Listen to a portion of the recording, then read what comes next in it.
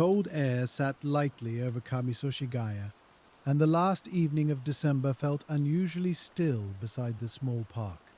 Inside a modest house in Setagaya, the rhythms of ordinary family life had settled into place, with lights, routines, and the familiar comfort of home.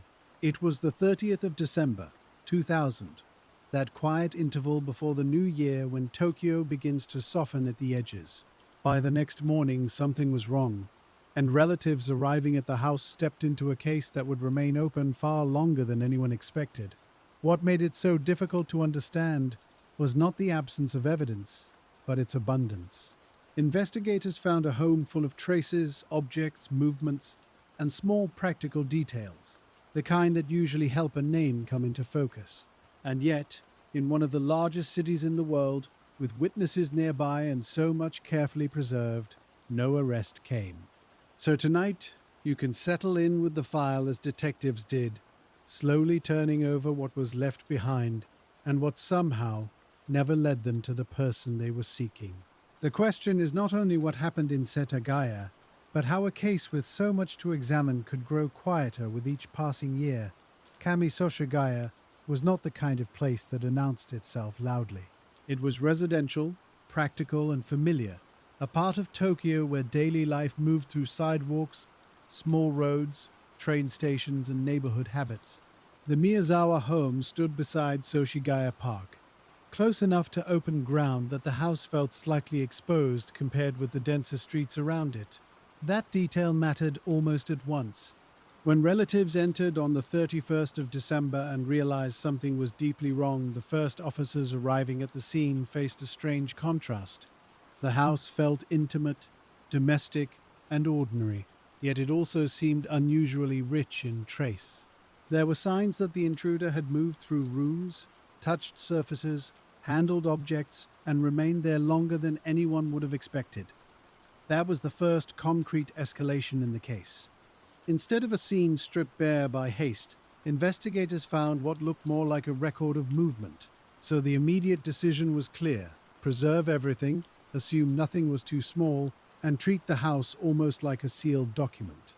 That choice shaped everything that followed. Setagaya was part of Tokyo Metropolitan Police Territory, and the scale of response reflected how unusual the case appeared from the beginning. Officers did what careful investigators do in the first hours. They narrowed access, logged entries, protected surfaces, marked locations, and began building a timeline room by room. Because the end of the year in Tokyo is its own kind of pause, with businesses adjusting hours and families turning inward, timing mattered too. The house had to be understood not only as a crime scene, but as a house caught inside a holiday interval. That meant reconstructing when lights had been on, when calls stopped being answered, and when the surrounding area had gone quiet. Very quickly, the scene began offering specific categories of evidence. There were fingerprints. There was blood from the intruder. There were personal effects and clothing traces. There were signs that food had been consumed. There were indications that the intruder had used the bathroom and interacted with the family's computer. Each one of those details carried a practical promise. A fingerprint can be compared, a biological sample can be typed, a brand label can be traced, a computer action can be time-stamped, and because so much seemed available at once, early investigators likely felt something close to cautious optimism, not excitement. Exactly. More the steady belief that a person who leaves this much behind usually does not stay unknown for long. That belief was reasonable. It is one of the central reasons the case still feels so arresting in hindsight.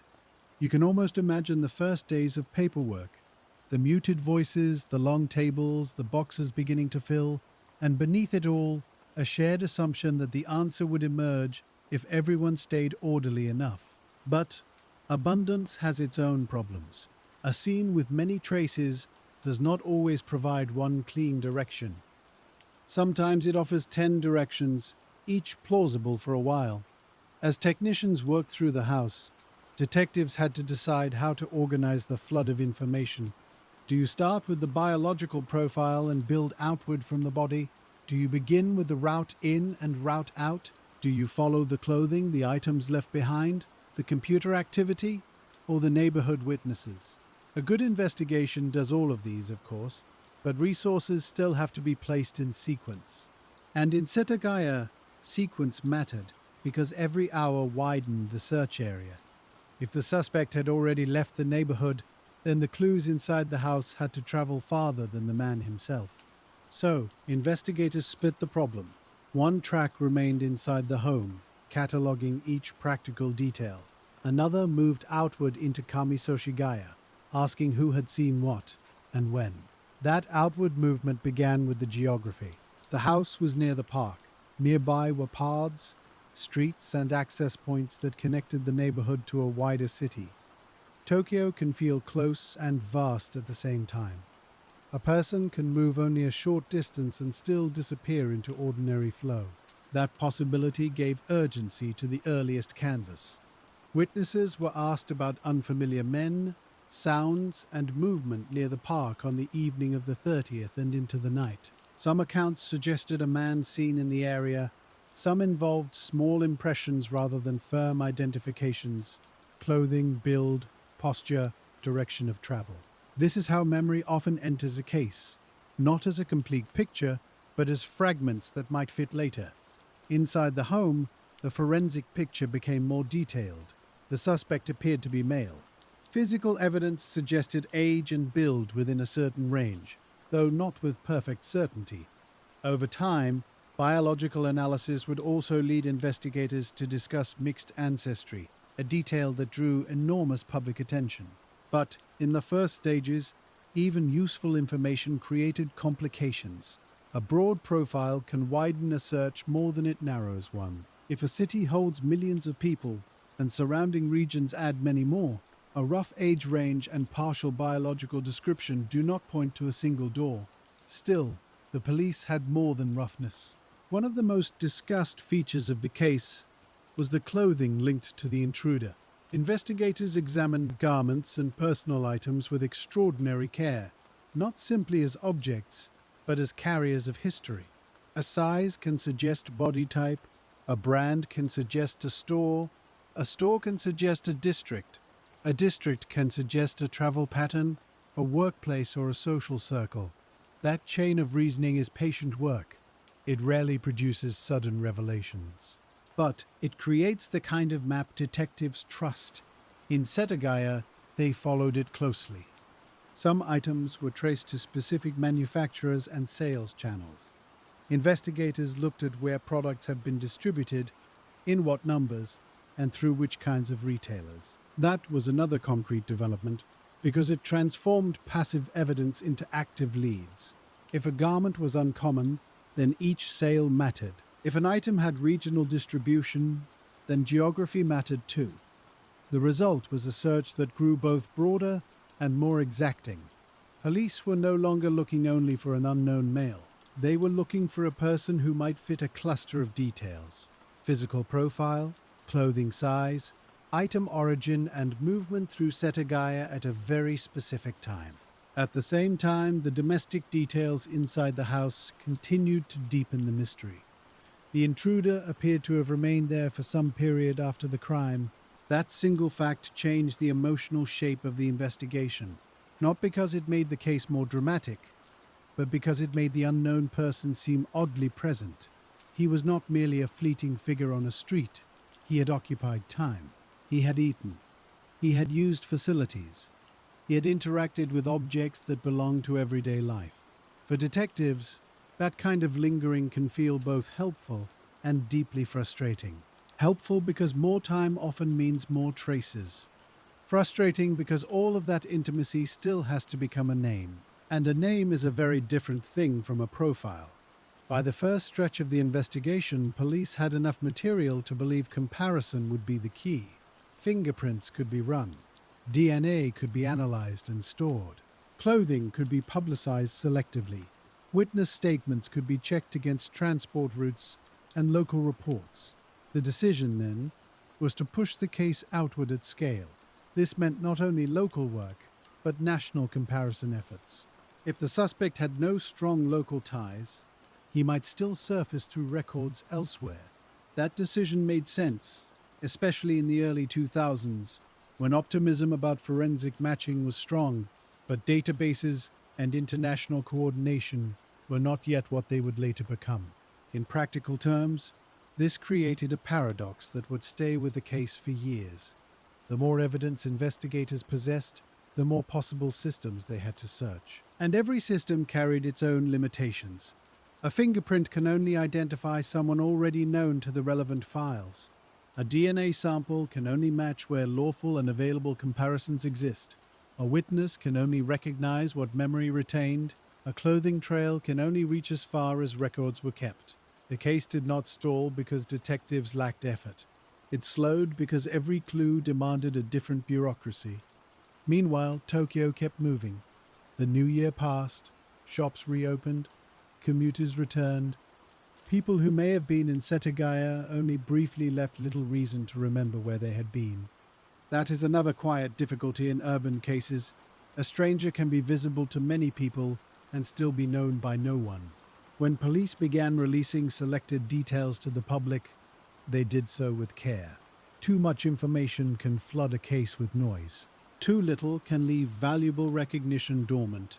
So they chose elements they hoped someone might connect. Appearance, clothing, certain items, the possibility that the suspect had been seen in the area before. That decision generated what public appeals often do. A great many tips. Some were probably sincere but thin. Some were likely vivid and wrong. Some may have contained useful fragments that could not yet be confirmed. Sorting such material is slow work. One tip suggests a worker, another suggests a student, another points towards someone with international background, another towards someone who seemed injured after the date of the crime. Each must be logged, compared, assigned, and often eliminated. A famous unsolved case can become buried under its own attention. In Setagaya, public fascination did not immediately solve the problem. It enlarged it. And yet, the physical evidence inside the house kept exerting a quiet pull. Detectives returned to it again and again, because it seemed impossible that so much could lead nowhere. The computer activity, for example, drew attention because it placed the intruder not just in the home, but within the routines of the household. Investigators considered what had been accessed, when, and whether the behavior reflected familiarity, curiosity, or simply idle movement. Even small acts matter in a case file. A person reveals himself in how he waits. Food evidence also mattered in this same practical way. What was consumed, how it was handled, whether it suggested hunger, calm, opportunism, or something harder to interpret. None of these details names a suspect on its own, but together they create texture. And texture can be powerful. It can make an unknown person feel close enough to imagine. That closeness, however, is not the same as proof. The evidence suggested a body moving through rooms, making choices, leaving biological material, touching familiar surfaces, and then leaving behind a puzzle with too many edges. By now, investigators had to hold two truths at once. The first was that the case remained highly solvable in theory. The second was that theory was beginning to separate from practice. A solvable case still requires the one comparison that lands. Without that, all the richness of the scene remains descriptive. So police continue to widen the inquiry through transport links and neighborhood reconstruction. They looked at footpaths around the park. They considered routes to nearby stations. They examined whether the suspect could have approached on foot, by train, by bicycle, or through some pattern of movement that blended into year-end traffic. Again, the timing mattered. The last days of December in Tokyo are full of transitions. People travel, schedules shift, routine weakens slightly. That makes some behaviors stand out less, not more. A stranger carrying a bag or moving with purpose may not seem memorable in the city already in motion, and so the case entered one of its defining phases. The first surge of response had not produced an arrest. The physical evidence remained strong but not yet decisive. The witness picture was active but fragile. The public had been invited to look and had responded with volume rather than resolution. At that point, the investigation had to become more methodical still. That is often the moment when a major case quietly changes character. It moves from immediate pursuit into sustained review. Not cold yet, not even close, but no longer young. Detectives began comparing combinations rather than individual clues. Not just a male suspect, but a male suspect of a certain build, wearing particular sizes, linked to unusual items, possibly with a distinctive biological background, and present in Setagaya near the end of the year. This was more disciplined. It was also more demanding. Every added layer improved the profile, while shrinking the number of people who could confidently fit it. That should have helped. In another kind of case, it might have. But here, it produced a sharper version of the same absence. The profile became more vivid. The person remained unnamed. And as the search moved beyond the house, the city itself began to answer back in the way large cities do, with too many faces, too many temporary routes, too many chances for a stranger to have passed through without attaching himself to any stable record. That is where the next stage of the file really begins, with detectives carrying the evidence out into Tokyo and asking the city to remember someone it may have noticed only once. So the search widened in a very literal way. Officers worked outward from the house, then the lane, then the park, then the nearest routes a person might have taken without drawing much notice. The geography around the Miyazawa home had a quiet importance. Soshigaya Park sat close by, and the neighborhood paths were ordinary enough that movement through them could seem unremarkable.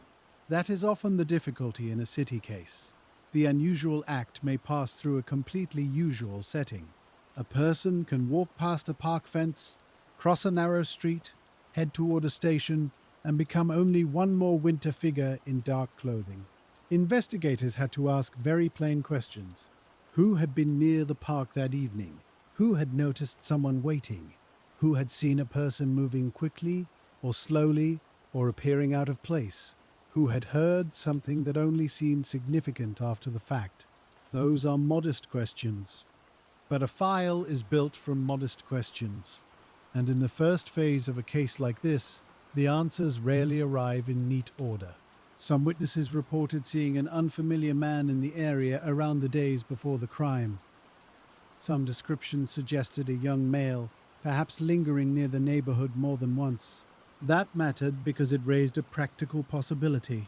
If the suspect had been in Kamisoshigaya before the 30th of December, then the crime might not have been a random pass through unfamiliar streets. It might have involved prior observation. It might have involved comfort with the layout.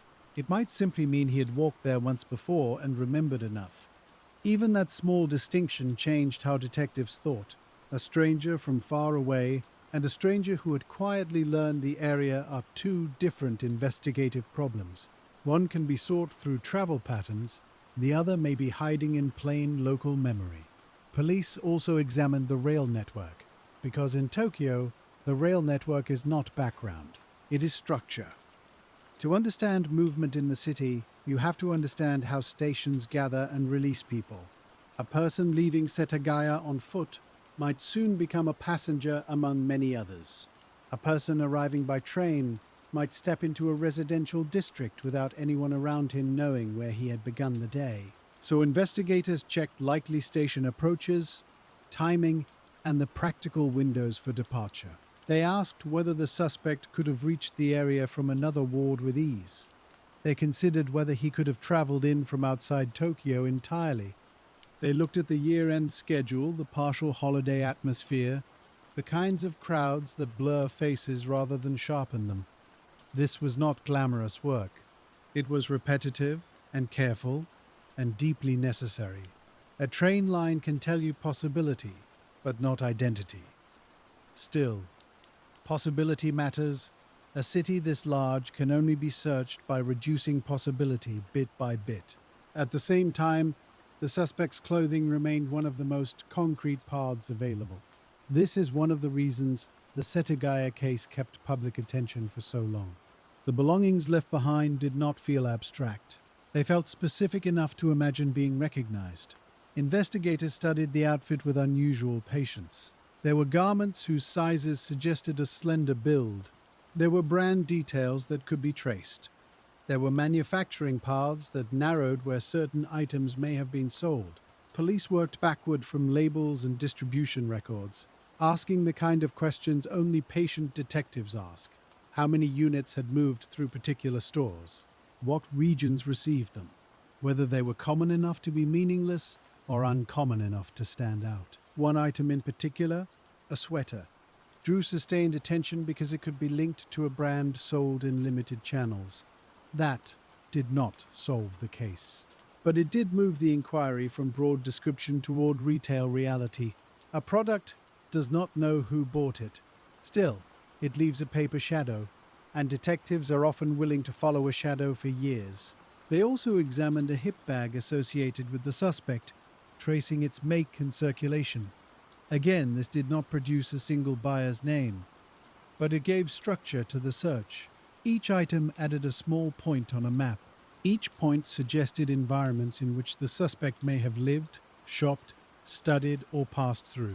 You can imagine the case tables at that stage: photographs of garments, lists of stores, distribution summaries, cross-references between size, color, release period, and possible region. None of this is dramatic when viewed one page at a time, but a major file is often just that, one page at a time. Police had to decide how much of this material to share publicly. That decision is always delicate. If too little is released, recognition may never happen. If too much is released, false confessions and noisy tips can bury the useful leads. In Setagaya, investigators chose selected details that they hoped someone might know in a personal, practical way. Not because the public would solve the case all at once, but because a co-worker, a classmate, a neighbor, or a store clerk might notice a combination that officers could not. This led to one of the defining consequences of the case. The public response was huge. Thousands of tips arrived over time. Some came quickly after appeals. Some came later, after renewed coverage. Some followed anniversaries, when memory returns to a case with a little more softness and a little less certainty. For police, a flood of tips is both help and burden. Every report must be recorded. Every report must be sorted by credibility, detail, and capacity for verification. A person who says, "I knew someone who dressed like that," offers one kind of lead.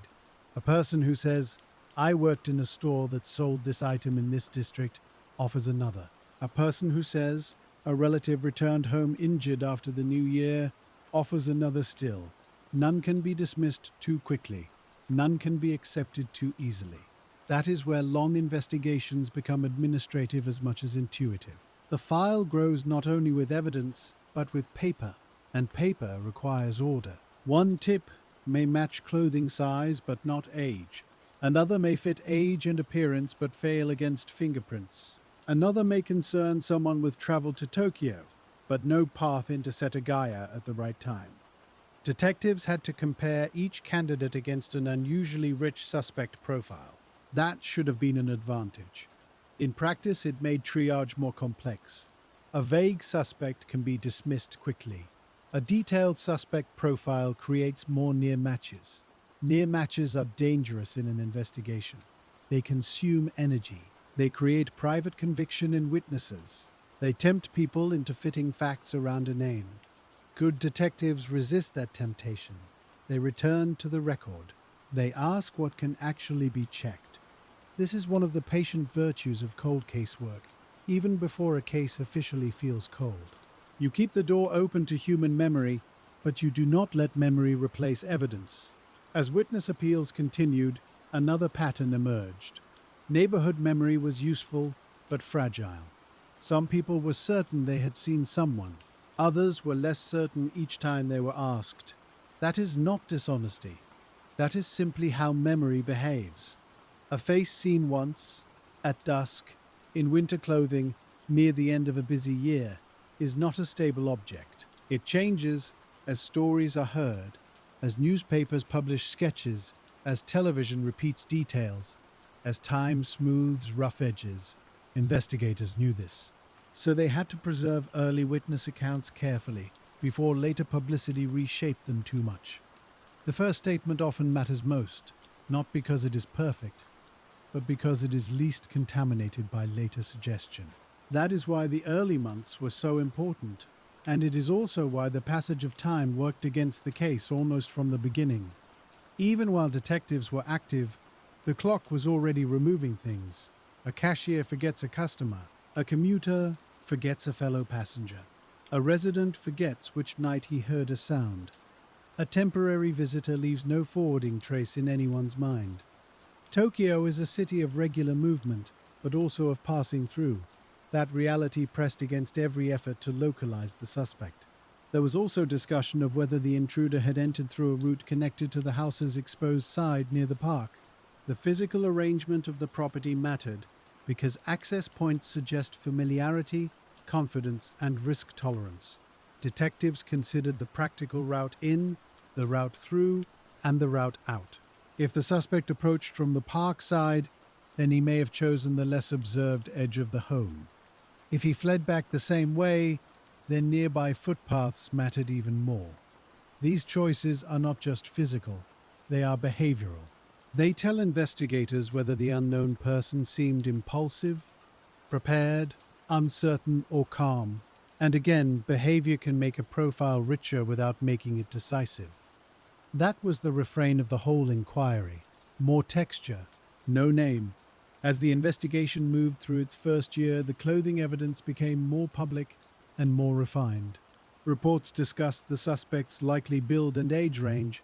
There were efforts to identify where his garments and accessories had been sold.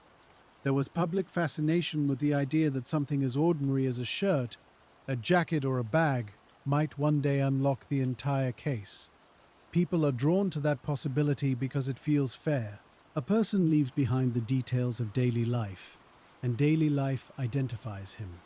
But fairness and reality are not always close. Retail records from that period were limited. Cameras were less comprehensive.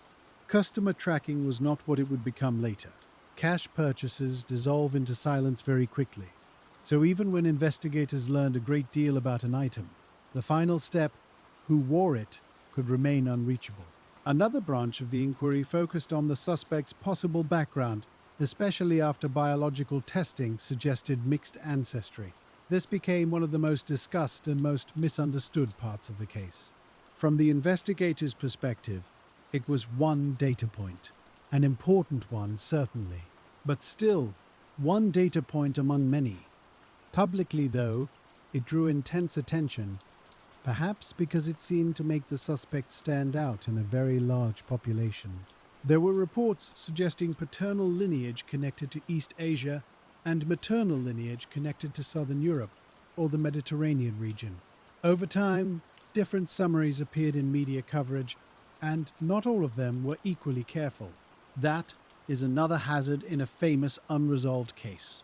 A scientific estimate enters public language and slowly hardens into a certainty it never was. For detectives, the challenge was to use the biological finding without over-trusting it. Did it help widen inquiries to military communities, international schools, embassies, exchange populations, or travel networks? Perhaps. Did it identify a person by itself? No. In fact, it may have increased the number of speculative theories far faster than it narrowed the suspect pool. And the Setagaya file was already heavy with possibilities. There were also traces that led some observers to speculate about sportswear, skating culture, or other youth patterns of the period. Again, detectives had to be disciplined. An item can suggest a subculture, but suggestion is not identity. A person may borrow clothing, buy second-hand, receive items from friends, or wear what is available rather than what represents him. The same caution applied to theories involving military goods, because one item connected loosely to military style or distribution can inspire much more confidence in the public than it deserves. Investigators had to ask whether these theories produced verifiable names. If not, they remained background, not solution. That distinction mattered as the file matured. The case was not short on theories. It was short on a confirmed person who matched all the evidence at once. As the months passed, police kept returning to combinations, not one clue, but several together. A young man, likely of slight build, specific shoe size, particular clothing, possible prior presence in the area, injury consistent with evidence from the scene, biological profile within a narrow but imperfect frame, potential use of rail or foot travel through Setagaya at the end of the year. This method was sensible. A person who fits one trait may fit by accident. A person who fits 10 traits becomes much more interesting. But each extra trait also reduces the number of people who will be reported by the public at all. A tipster may know someone who looks right, but not his shoe size. A former classmate may know the clothing, but not where he was that week. A relative may remember an injury, but never connect it to a case in another ward of Tokyo. This is another slow truth in old investigations. The perfect witness almost never exists. Instead, you have several partial witnesses who never meet each other. The police have to do the meeting for them, on paper. And paper takes time. By the early years after the crime, annual appeals had become part of the case's rhythm. That development marks a subtle shift. In the beginning, a major investigation runs with daily intensity. Then, if no arrest comes, intensity changes form. It becomes scheduled, institutional, remembered through press conferences, renewed requests, reward notices, and carefully repeated facts. Setagaya entered that phase while still retaining strong forensic hope. The file was not stale. It was preserved. There is a difference. A stale file is ignored. A preserved file is revisited, again and again. But the public can mistake continued activity for progress, or lack of visible progress for inactivity. In reality, cold work is often full of motion that produces no headline. A fingerprint is compared and excluded. A tip is followed and set aside. An item is retested with a newer method and yields only what was already known. A witness is re-interviewed and confirms less than before. This is not failure. It is maintenance of truth. Without that maintenance, the file would fill with untested assumptions. One of the largest practical setbacks came not from evidence itself, but from time and place. The area around the house began to change. Urban neighborhoods do what urban neighborhoods do. Roads shift. Properties are redeveloped. Structures are altered or removed. Landscapes that once held memory become newer surfaces. For the Setagaya case, this mattered deeply. The original house and its immediate surroundings had been crucial, not only as evidence but as a stage on which movement made sense. Years later, when parts of the nearby environment were demolished or redeveloped, something quiet but irreversible happened. The case lost some of its physical originality. Investigators still had photographs, measurements, diagrams, reports, but the living relationship between house, park, paths, and nearby structures could no longer be revisited in exactly the same way. That changed the value of later reenactments. A detective returning after many years could still stand in the area. He could still consult old maps. He could still imagine lines of sight and routes of approach. But he could not recover the neighborhood exactly as it had been on the 30th of December, 2000. That loss elevated the importance of early documentation. It made every initial photograph more precious. It made every original officer's note more important. It made every witness statement taken before redevelopment carry extra weight. This is why good police work in the first days of a case matters for decades. The future may not preserve the scene. Only the file can do that. You can picture the effect on investigators who stayed with the case over time. At first, they could visit the place itself and feel the proportions directly. Later, they had to rely more on records, diagrams, and memory. The investigation became less about revisiting a location and more about stewarding an archive. That is often how a case changes from active hunt to long endurance. The ground itself stops helping. What remains are boxes. And boxes, if carefully kept, can still speak. This period also brought generational change inside the police force. The officers who first arrived at the house did not remain in the same roles forever. Promotions happened. Transfers happened. Retirements came. A case that lasts years becomes larger than any one detective. So knowledge has to be handed down. That handover is one of the least visible parts of major investigations. New detectives inherit not just evidence, but judgment. They inherit which theories once seemed strong and then faded. They inherit which witnesses were solid, which were uncertain, which tips were persuasive but ultimately unsupported. They inherit the emotional tone of the file as well. Some case binders carry urgency, some carry confusion.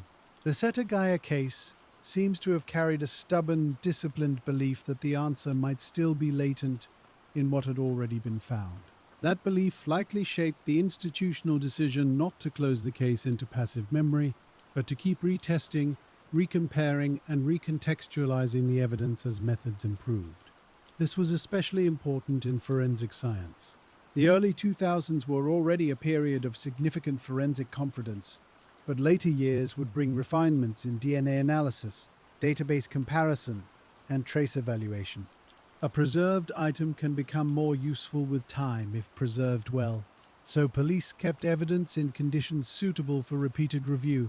That was a concrete choice. It meant treating the case not as a failed search, but as an unfinished one. There is a calm dignity in that kind of work. No grand declaration, no promise that science will surely solve everything. Just the quiet practice of saying, keep this safe, because tomorrow may know something today does not. As the file aged, investigators also learned to resist the myth of the single dramatic breakthrough. Public imagination loves one final test, one confession, one tip from nowhere. But many old cases do not move that way. They move by accumulation. A database expands. An old sample is retested. A foreign agency becomes easier to contact. A former witness recalls where someone studied. A product distribution list is digitized. A school roster is found. Each of these is small. Together they can narrow the dark. Setagaya became a case shaped by that philosophy. The evidence was no less striking for being old. If anything, its abundance made preservation even more important. There were fingerprints to keep comparing, there was DNA to revisit, there were clothing traces to reinterpret in light of better retail and manufacturing knowledge. There were timelines to test against transport records and changing understandings of the suspect's movements. Even the computer activity in the home could be re-examined with new eyes, because digital forensics itself matured over time. The file did not sleep exactly. It waited. That waiting had a public dimension too. Each anniversary, police renewed appeals. Images of the suspect's clothing and belongings were displayed again. Rewards remained in place. The case stayed visible enough that a person could encounter it years later and think, perhaps I know something. That is not a small thing. Visibility keeps a file connected to chance. And chance, though investigators never rely on it alone, is always part of detection. Someone sees an old photograph and recognizes a bag. Someone hears a date and remembers a roommate returning unexpectedly. Someone who was too young to understand the case at the time grows older and finally mentions what a parent once said. These are quiet possibilities. Cold case units live on quiet possibilities, but visibility also has a cost. The longer a case remains famous, the more it attracts theories that are elegant, complete, and unprovable. In Setagaya, there were many. The suspect was a local youth. The suspect was transient. The suspect had military connections. The suspect was connected to international communities. The suspect had suffered injuries that should have identified him at a clinic or hospital. The suspect was known to the family. The suspect was a stranger. Each theory found some support in some detail. None reached the standard required to resolve the case, and the police had to keep one foot in public engagement while keeping the other planted in evidence. That balancing act is difficult. Too much silence, and the public assumes nothing is happening. Too much speculation, and the case dissolves into folklore. The patient path is harder. It asks everyone to live with uncertainty without decorating it too much. By the middle years, another reality had become unavoidable. The suspect may not have had a deep documented link to Setagaya at all. This possibility had always existed, but it gained force as local recognition continued to fail. If no one in the neighborhood could confidently name him, and no nearby business record could anchor him, then perhaps his connection to the area was shallow. He may have come for a short period. He may have known only the route, not the community. That would help explain one of the most stubborn features of the case. A person with only a thin tie to the area is much harder to summon back through memory. A local shop owner might remember a regular face. A neighbor might remember a familiar walk. But someone who appeared only once, or twice, or only at a distance, leaves almost nothing stable behind. That possibility changed the practical meaning of all the evidence. It suggested that recognition, the ordinary human act of saying "I know him," might never come from Setagaya itself. So detectives had to widen the frame again. They had to treat Tokyo not as one neighborhood with a missing name, but as a city of passing identities. That is a very different kind of search. In a smaller place, a stranger can stand out simply by being unknown. In Tokyo, being unknown is often the default condition. A person can live in one ward, study in another, work in a third, shop somewhere else entirely, and still leave no simple social outline. By the early 2000s, that was already true, and year-end travel only made it more so. The final days of December create a kind of soft disorder. People return to family homes. Students go back to regional towns. Workers finish shifts and disappear into holiday plans. Some businesses close early, some keep odd hours. Routine loosens, and with it, the usefulness of routine records. A detective trying to anchor one stranger inside that movement faces a quiet enemy. Not secrecy, exactly. Just scale. Scale in trains. Scale in apartment blocks. Scale in temporary lodgings and borrowed rooms. And names that never become memorable. This is why the case can seem so paradoxical. There was no shortage of material left behind inside the house. What was missing was the social bridge between that material and a known life. A fingerprint means little without a prior record. A biological profile means little without a lawful comparison. A clothing size means little without a person to wear it. The suspect, in that sense, may have moved through Tokyo almost as a logistical being rather than a social one. He traveled, he appeared, he vanished. No one close enough to him, or no one who recognized the case in time, stepped forward with the one missing link. Investigators understood this more clearly as the years passed. That understanding did not weaken the case. It made the case more precise.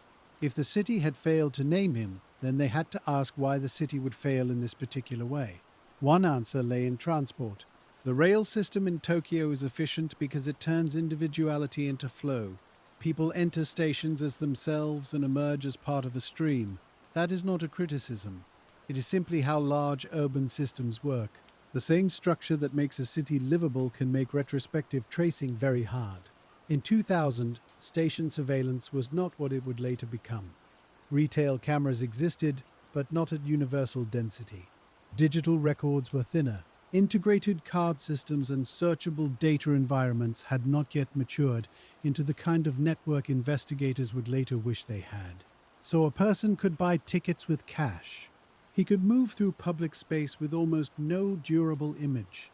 He could transfer lines without leaving a searchable trail. Even if detectives correctly guessed that rail was involved, they could not pull a neat modern record and scroll backwards. They had to reconstruct likelihoods. Likelihood is useful. It is not identification. Timing made those limitations sharper. The crime occurred at the edge of the New Year period, when normal schedules were already bending. A station attendant might see hundreds or thousands of faces. A clerk might work one unusual shift and then be off for days. A doctor or nurse might remember a patient with a cut or injury only in the most general way, if they remembered him at all. And if the suspect sought no formal treatment, then even that possibility fades quickly. One of the public hopes in the case has long been that an injury sustained during the crime should have produced some visible aftermath. Perhaps someone noticed a bandaged hand. Perhaps a friend asked questions. Perhaps a clinic logged an unexplained wound. This line of thought is understandable. It gives the imagination something practical to hold. But in a city as large as Tokyo, practical things can disappear very efficiently. A person can tend an injury privately, he can visit a facility far from the crime scene. He can speak little, he can leave no name worth remembering. This is one reason patience became the central ethic of the investigation. Detectives could not force Tokyo to remember what it had not fixed in memory. They could only preserve what was fixed in evidence and wait for a comparison that might one day become possible. That waiting had an international dimension as well. Because the biological findings raised the possibility of mixed ancestry, the case naturally pushed beyond simple local assumptions. Investigators had to consider whether the suspect might not have fit neatly into expectations about who belonged where in the city. He may have been Japanese. He may have been partly non-Japanese. He may have moved within communities less visible to ordinary neighborhood memory. He may have lived in Japan temporarily. He may have moved in and out of the country. Each possibility widened the field of inquiry, and widening can be both necessary and exhausting. In the early 2000s, international coordination existed, of course, but not with the speed or integrated habits of later decades. Databases were more fragmented. Legal boundaries were firmer, information sharing was slower and often more formal. A clue that suggested foreign travel or foreign family ties did not lead instantly to a global answer. It led to more letters, more requests, more waiting. And waiting, in cold case work, is never empty.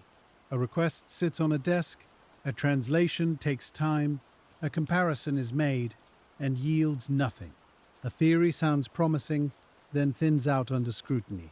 That pattern repeated in Setagaya again and again. There were moments when some clue seemed close to becoming a doorway.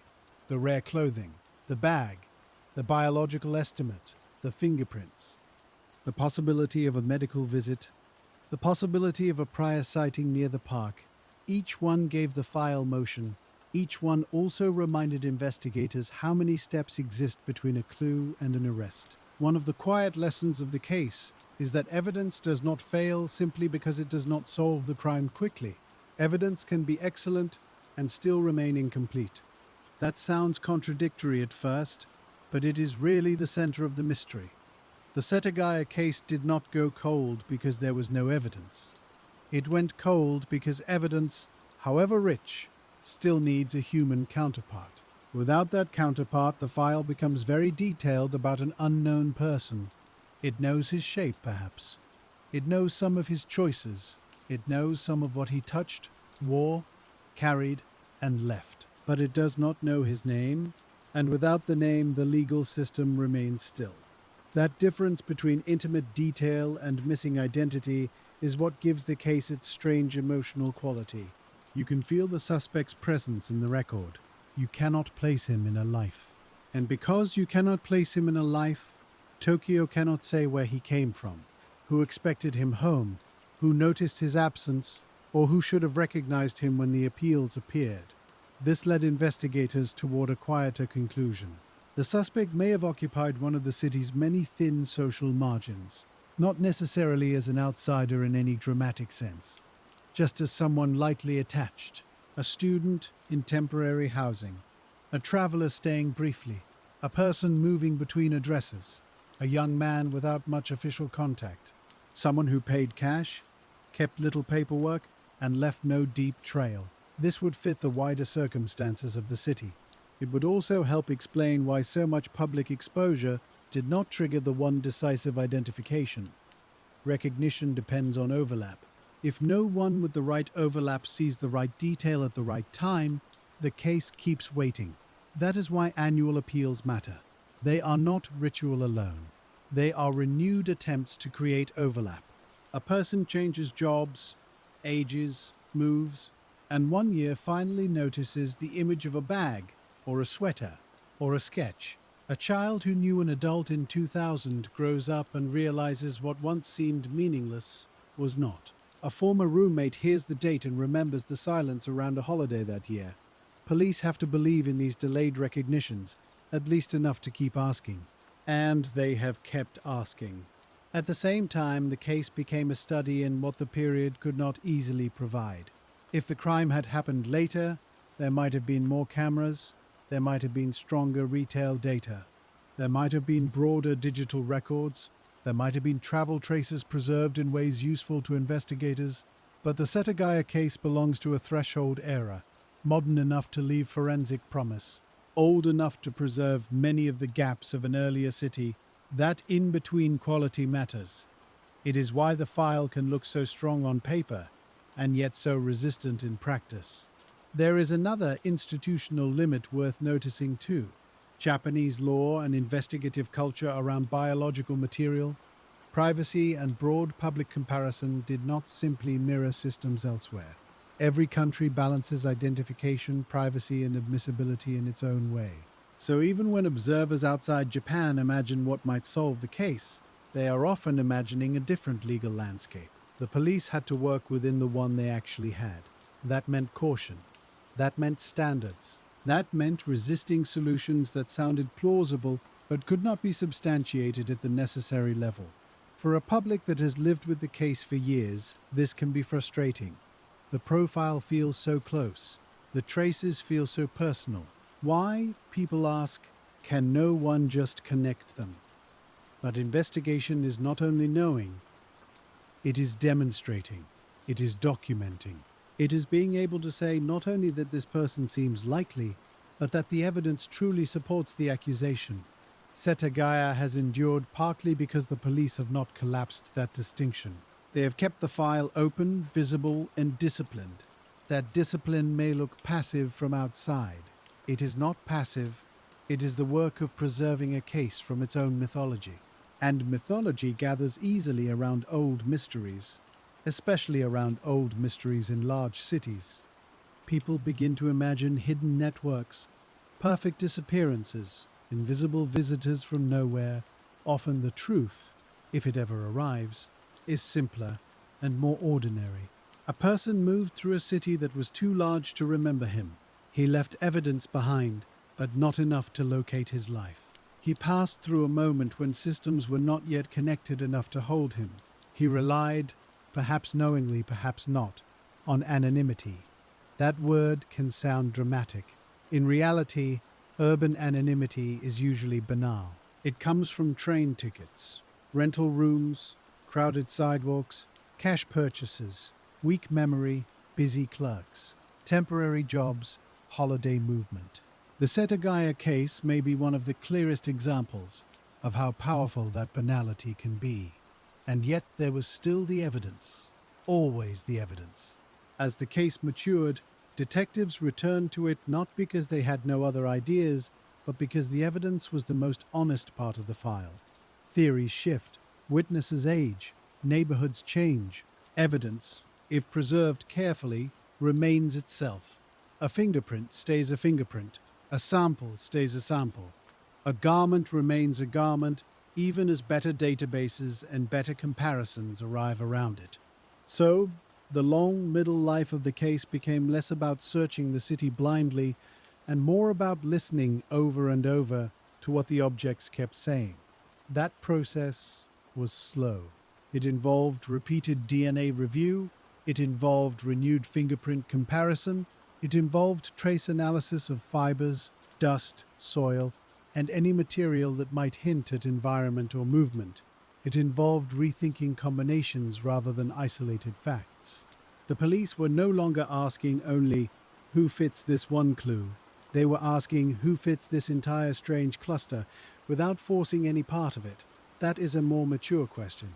It is also a harder one, because a mature profile becomes narrower, and the narrower it becomes, the more painful the missing name can feel. One reason the case still holds public attention is that the suspect profile seems almost personal. There were age estimates, build estimates, shoe size, blood type discussion, clothing brands, food behavior, use of the bathroom, computer interaction, possible route, possible prior presence, biological background estimates. All of this creates the illusion that the person is nearly visible. But nearly visible is not visible. A portrait made of traces is still a portrait without a face. Investigators had to protect themselves against the seduction of that near visibility. They had to ask, every time a promising lead appeared, whether it matched the whole picture or only a persuasive part. This is especially important in old cases that attract amateur theories. A person can be made to fit one section of the file surprisingly well. Perhaps he wore similar clothes. Perhaps he had a relevant background. Perhaps he lived within travel range. Perhaps he was injured that winter. But unless the fingerprints align, unless the DNA aligns, unless the movements and objects and timelines can all be made to cohere, the lead remains just that, a lead, not a solution. Over time, police became more careful in how they described some of the most discussed forensic details. The ancestry estimate is one example. It had captured public imagination early, but it could easily be misunderstood as certainty rather than probability. Science can suggest lineage patterns, it cannot always narrate a life.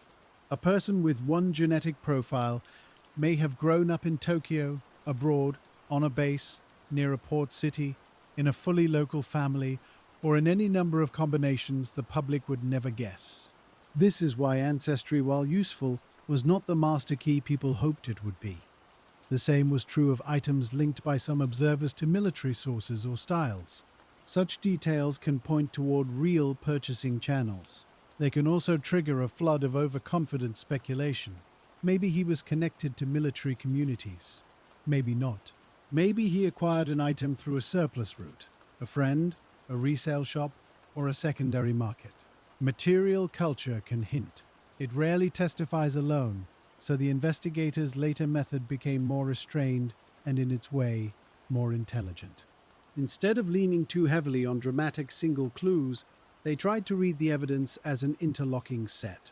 A slight young male, certain shoe dimensions, particular clothing, a bag of known origin, behavior inside the house suggesting neither pure panic nor simple haste, movement through Setagaya likely on foot at some stage, biological traces that could be compared again as technology improved. This approach did not create headlines. It created rigor.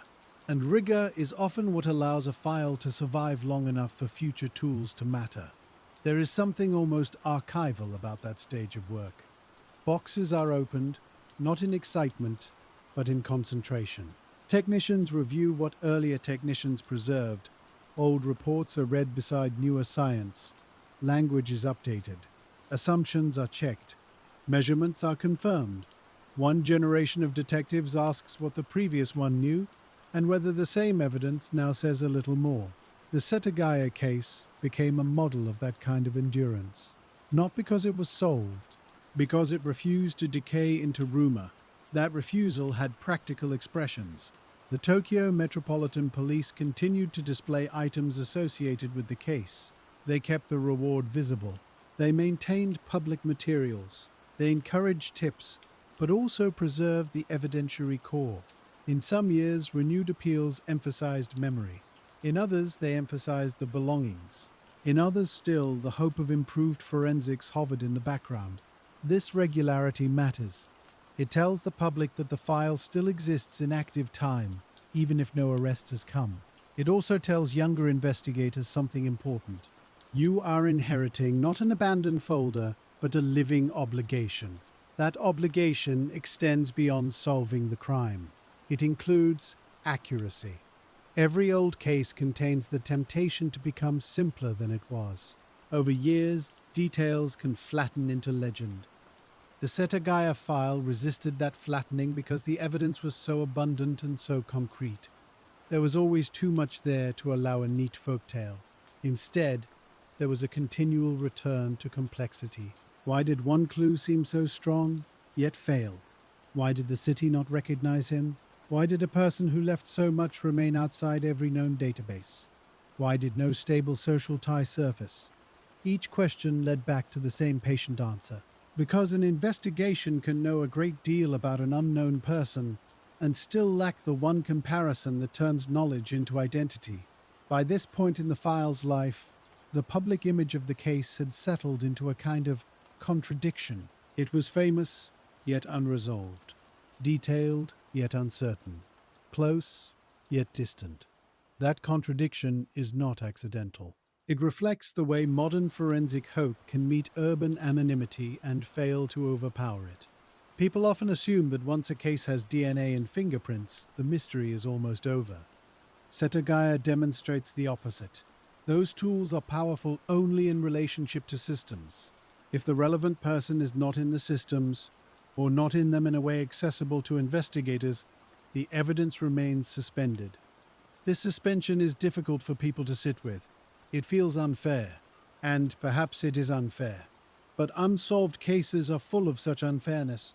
They ask institutions to remain careful long after certainty has failed to arrive. They ask families, police, and the public to tolerate open time. Open time means anniversaries without closure. It means renewed appeals that say almost the same thing year after year.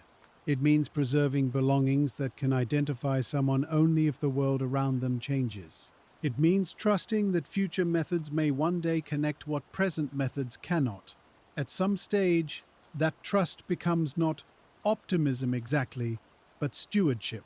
And stewardship may be the best word for the long life of the Setagaya file.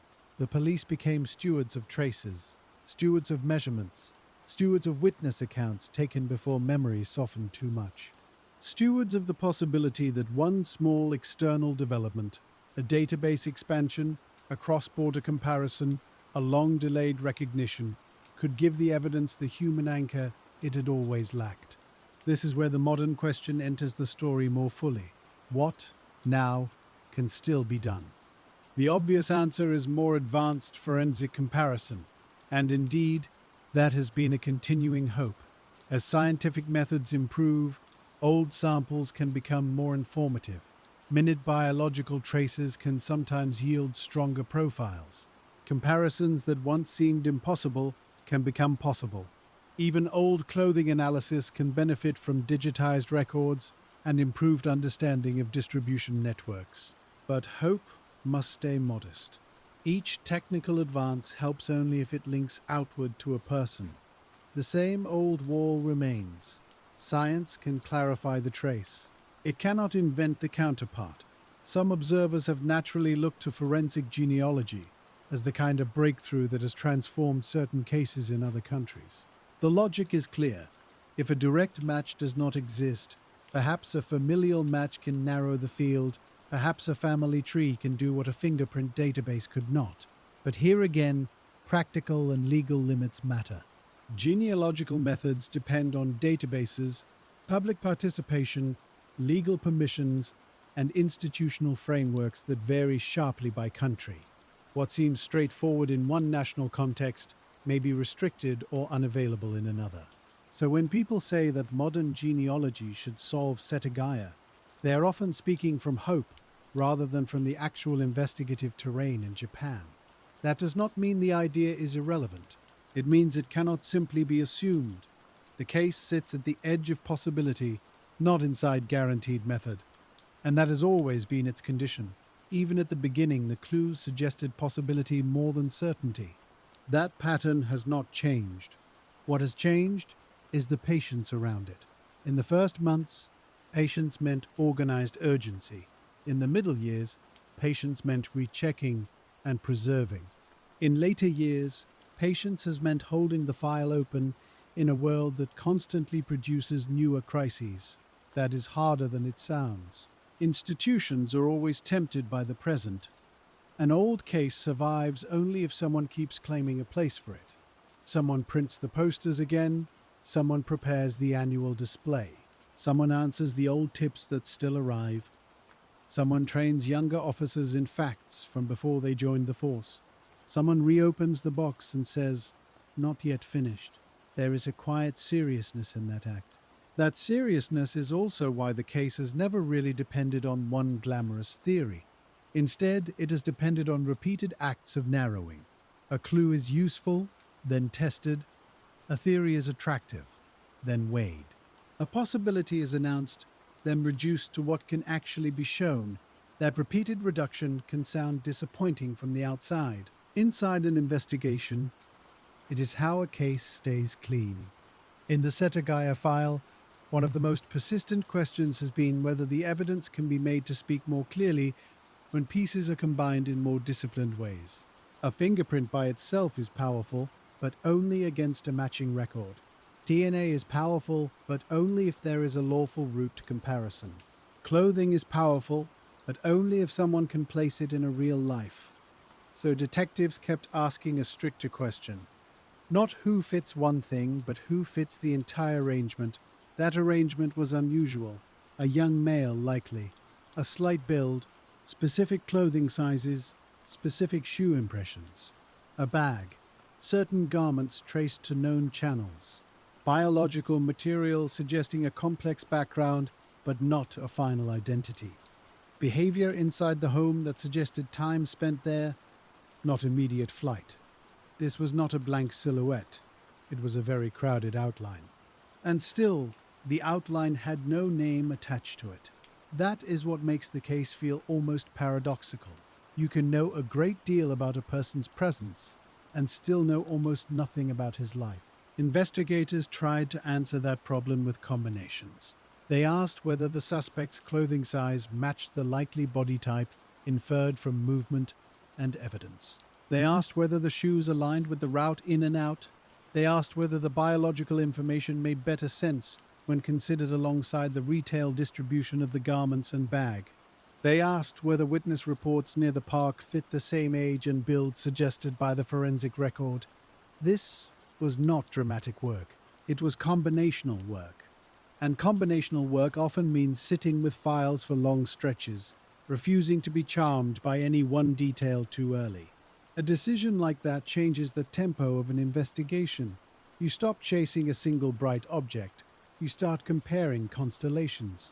In the Setagaya case, that approach created a more textured suspect profile over time.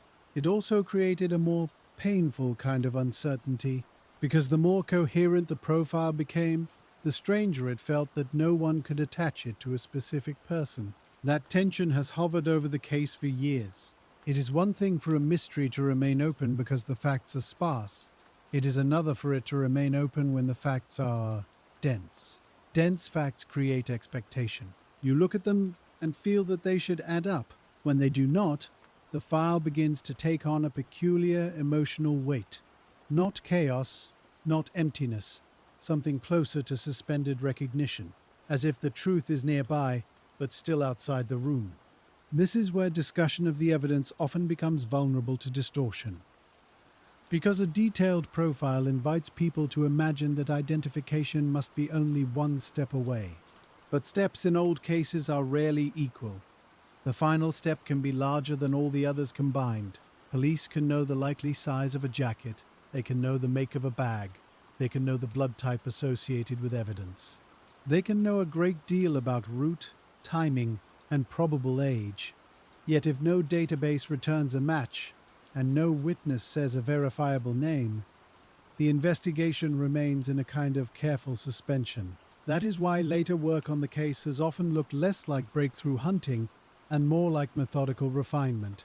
The Tokyo Metropolitan Police did not simply keep the evidence on a shelf and hope. They continued to compare fingerprints. They continued to revisit DNA. They continued to assess trace materials and item histories. And they continued to ask whether earlier assumptions should be tightened, loosened, or discarded. There is a discipline in revisiting a famous case and allowing some once popular ideas to become less central. For example, details that drew public fascination early on did not always remain equally useful later. The ancestry estimates are a good example. They mattered, but they also risked becoming too large in the public imagination.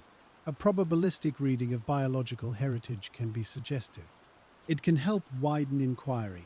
It can point investigators toward communities, records, or lines of possibility they might otherwise overlook. But it does not tell you whether a person was raised locally, moved often, belonged to a military family, attended an international school, or lived a quiet, ordinary life within Japan. It is a clue to background. It is not background itself.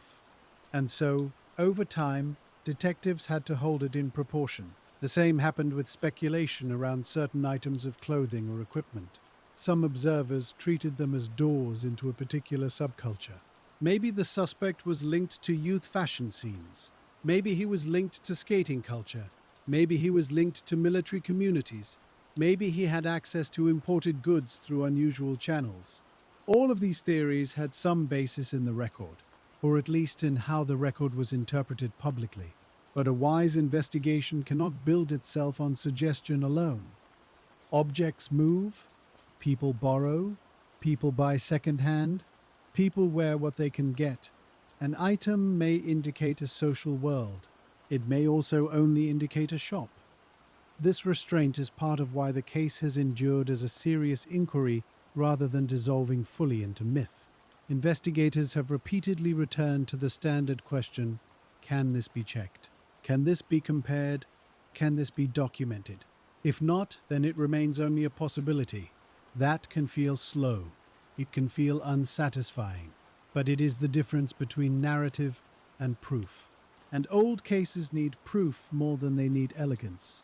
One practical result of this careful approach was that the suspect profile became both more vivid and more conservative. More vivid because multiple strands were read together. More conservative because officers knew how easy it was to overstate what the evidence actually meant. This is especially true when a case becomes famous. Fame changes evidence. Not physically, of course, but socially. It introduces repetition, simplification, and confidence where the file may contain only probability. By the later years, the Setagaya investigation had to work against not just the original unknown, but the public version of the unknown. There were now newspaper summaries, television retellings, online discussions, and many private theories. Each retelling had a slightly different emphasis. One focused on DNA, another on clothing, another on the possibility of foreign connections, another on behavior inside the house. For the public, these are ways of remembering. For detectives, they can become noise if they drift too far from the source record. That is another reason annual police appeals matter. They reset the case to the evidence. They say, in effect, here are the items, here is the date, here is what we still need. This kind of institutional repetition may seem plain. Plainness is one of its strengths. It resists the tendency of the case to become embellished by years of discussion. You can imagine younger investigators coming into the file and first encountering not the original reports, but the public mythology around them. Then they open the actual case materials. There is the clothing. There are the measurements. There are the early witness statements. There are the diagrams. There are the lab findings. There are the old comparisons that yielded nothing. There are the tips that almost fit, but did not. And in that contrast, the real work becomes visible again. Not mystery as entertainment, mystery as persistence. At this stage, another question grows more important. If the suspect was not quickly identified through local memory, criminal records, or immediate forensic comparison, what kind of life was he likely living? This is not a romantic question. It is an administrative one. Did he live in a way that generated records? Did he use services that would place him into searchable systems? Did he attend school under a name traceable to the profile? Did he work legally? Did he travel in patterns anyone could reconstruct? Or did he move through a thinner documentary life? The case increasingly suggested the latter possibility, not because investigators proved he had no records at all, but because every major path to recognition failed to surface him. That failure has consequences. It pushes the inquiry toward people who are likely documented, mobile, young, or socially peripheral in practical ways. Again, not peripheral in some dramatic cinematic sense. Just people whose lives do not leave thick folders. A student between addresses, a temporary worker, a person in unstable housing, someone living with relatives under circumstances not easily visible to official systems, someone moving between Japan and elsewhere, someone attached to communities where records were fragmented or memory was thin. This would fit the puzzle in a sobering way. The suspect left a great deal of forensic presence, but perhaps he left very little bureaucratic presence. That imbalance is one of the hardest things to solve. Police are good at comparing records.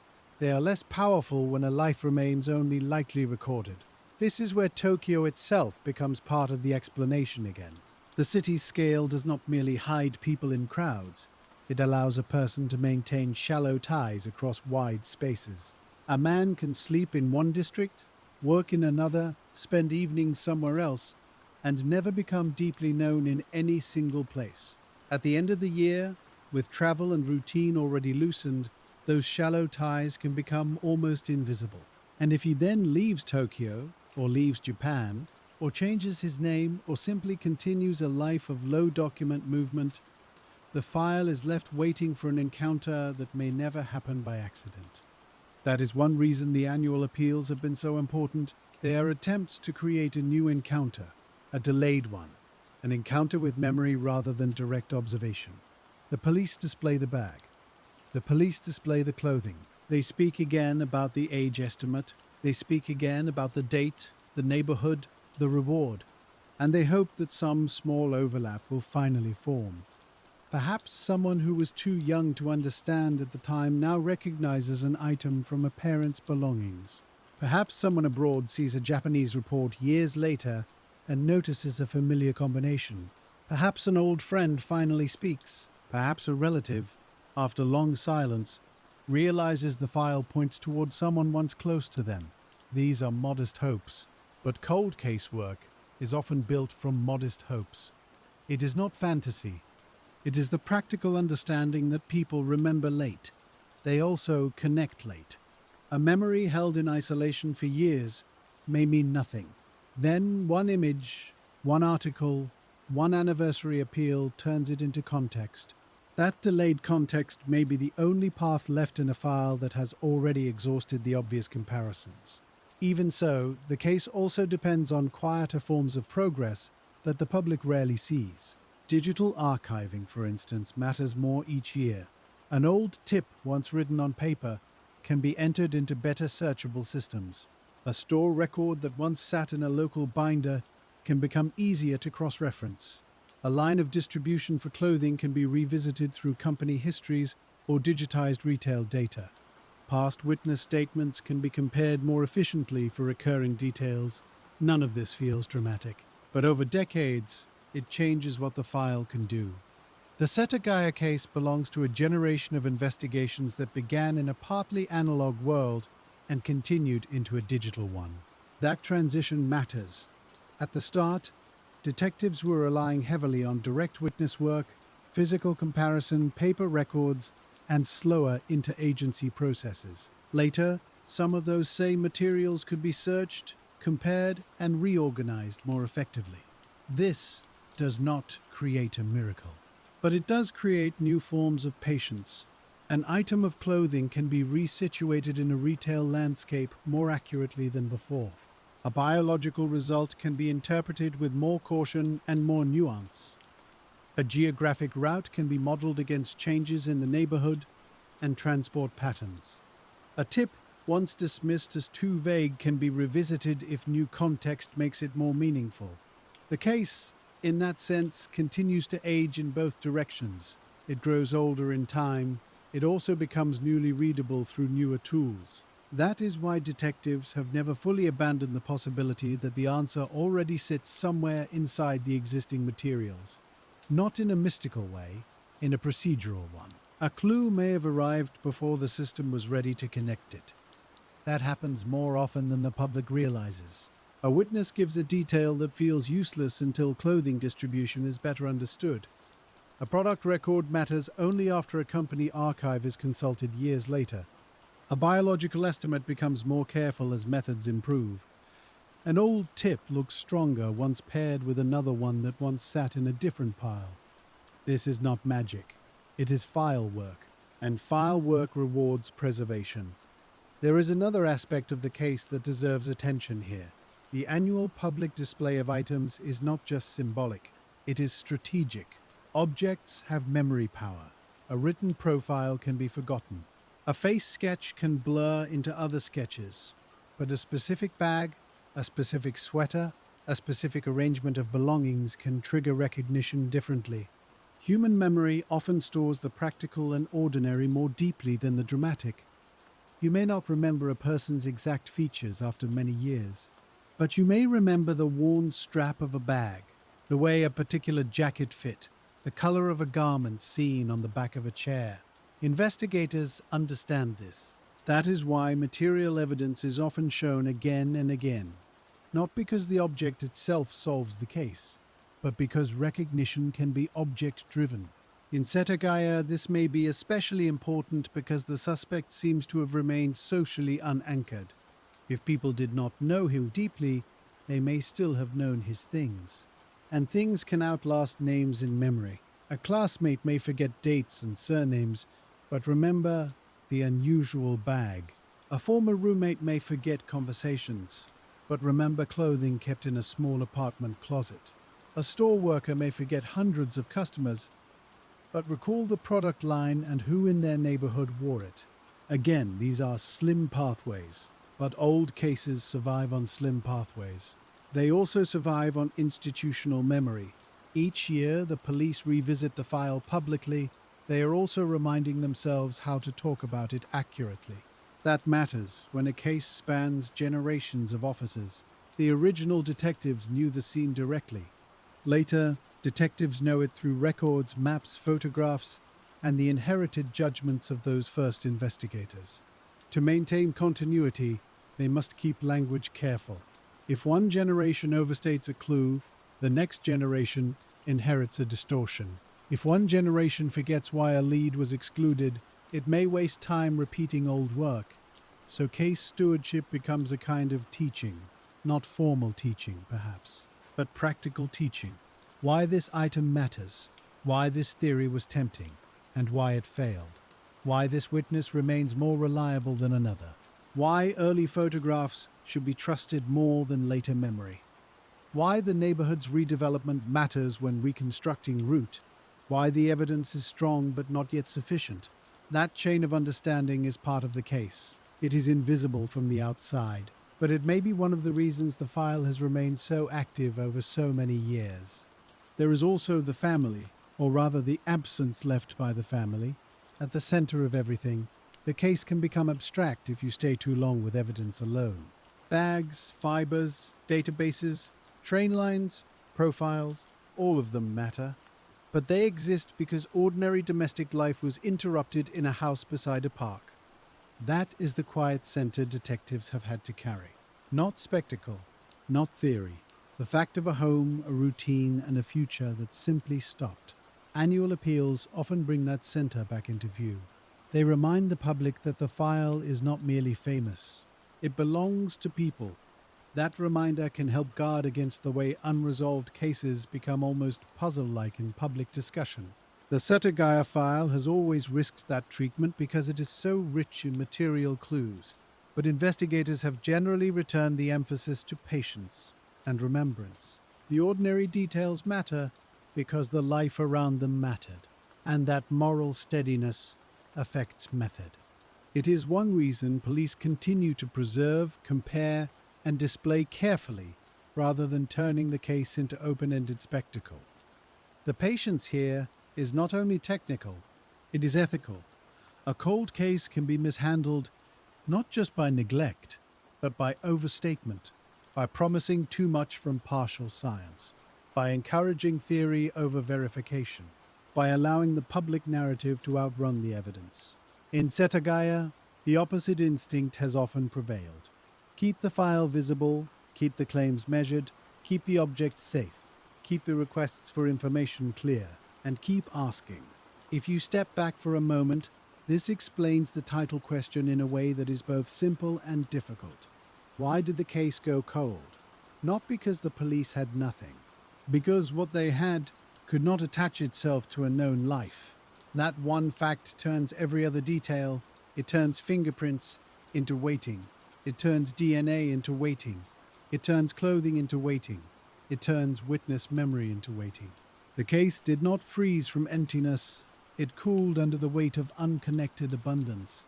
That is a very modern kind of cold case, and perhaps a very urban one.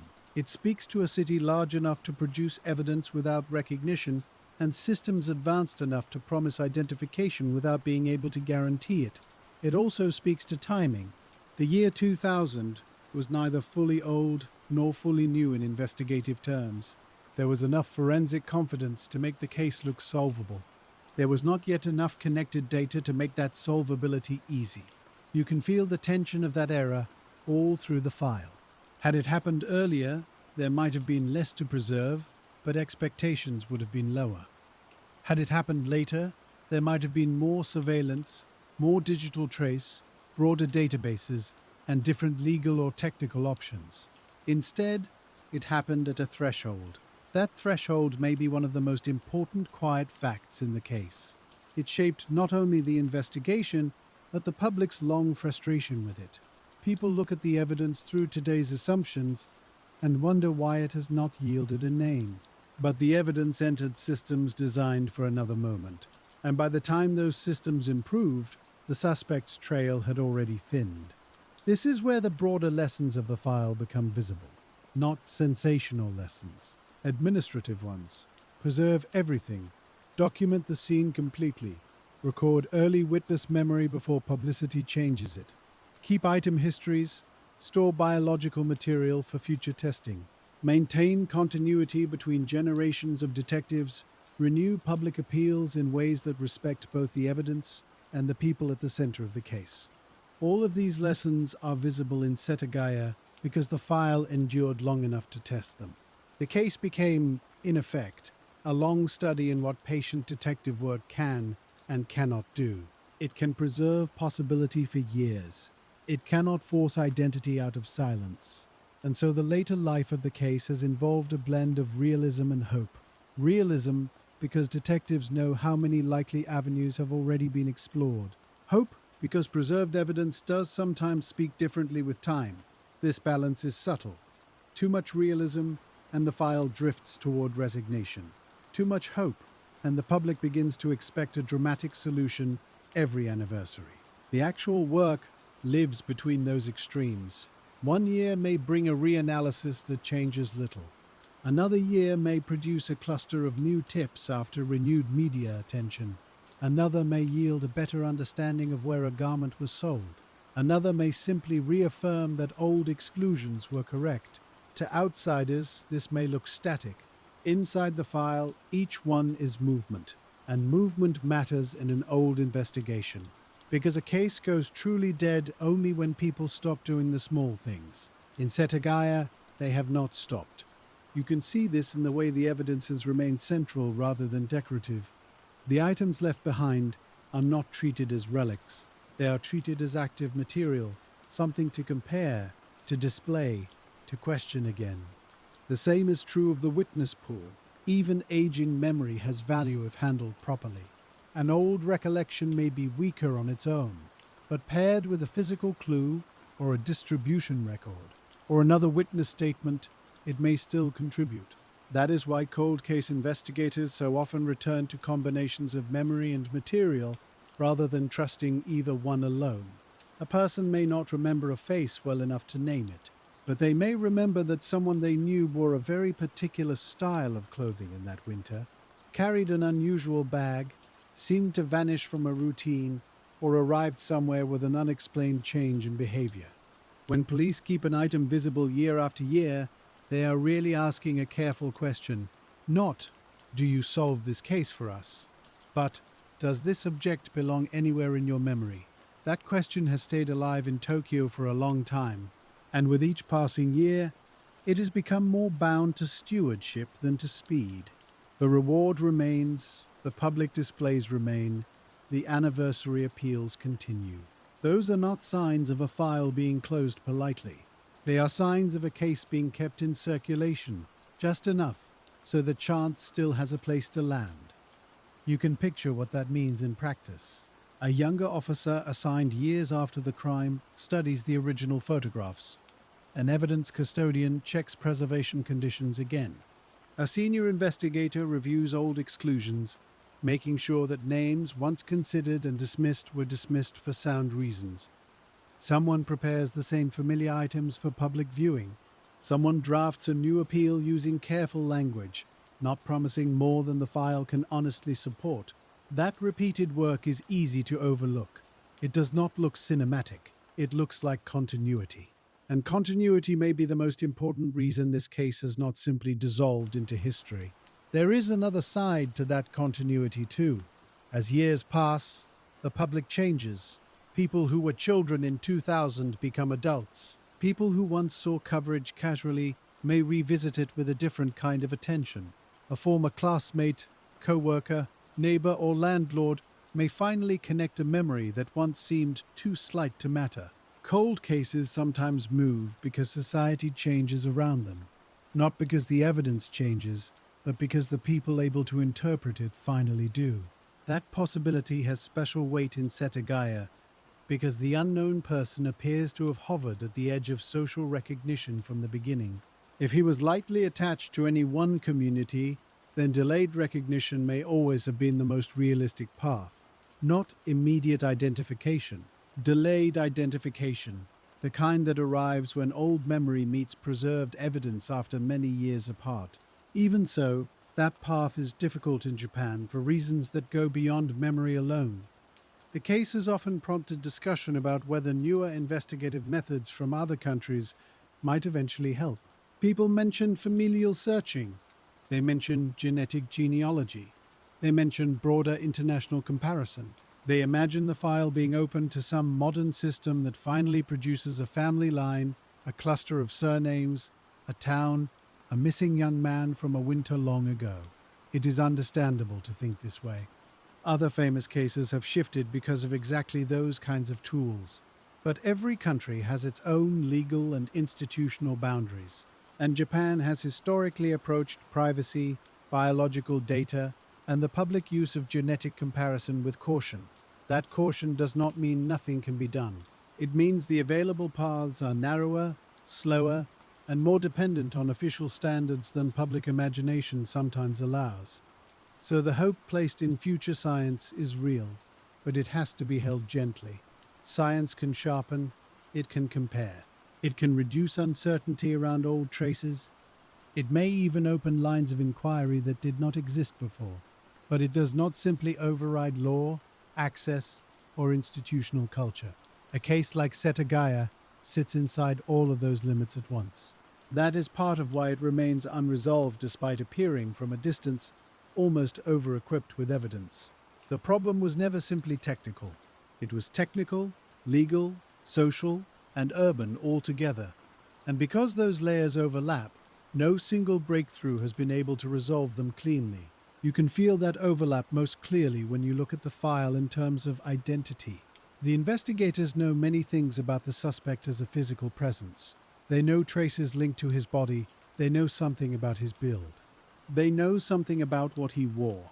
They know the shape of some of his choices inside the house. They know he likely moved through the neighborhood in a certain way. But identity is larger than physical presence. Identity includes paper trails, social ties, records, histories, and systems of recognition. Those are the parts that remained thin.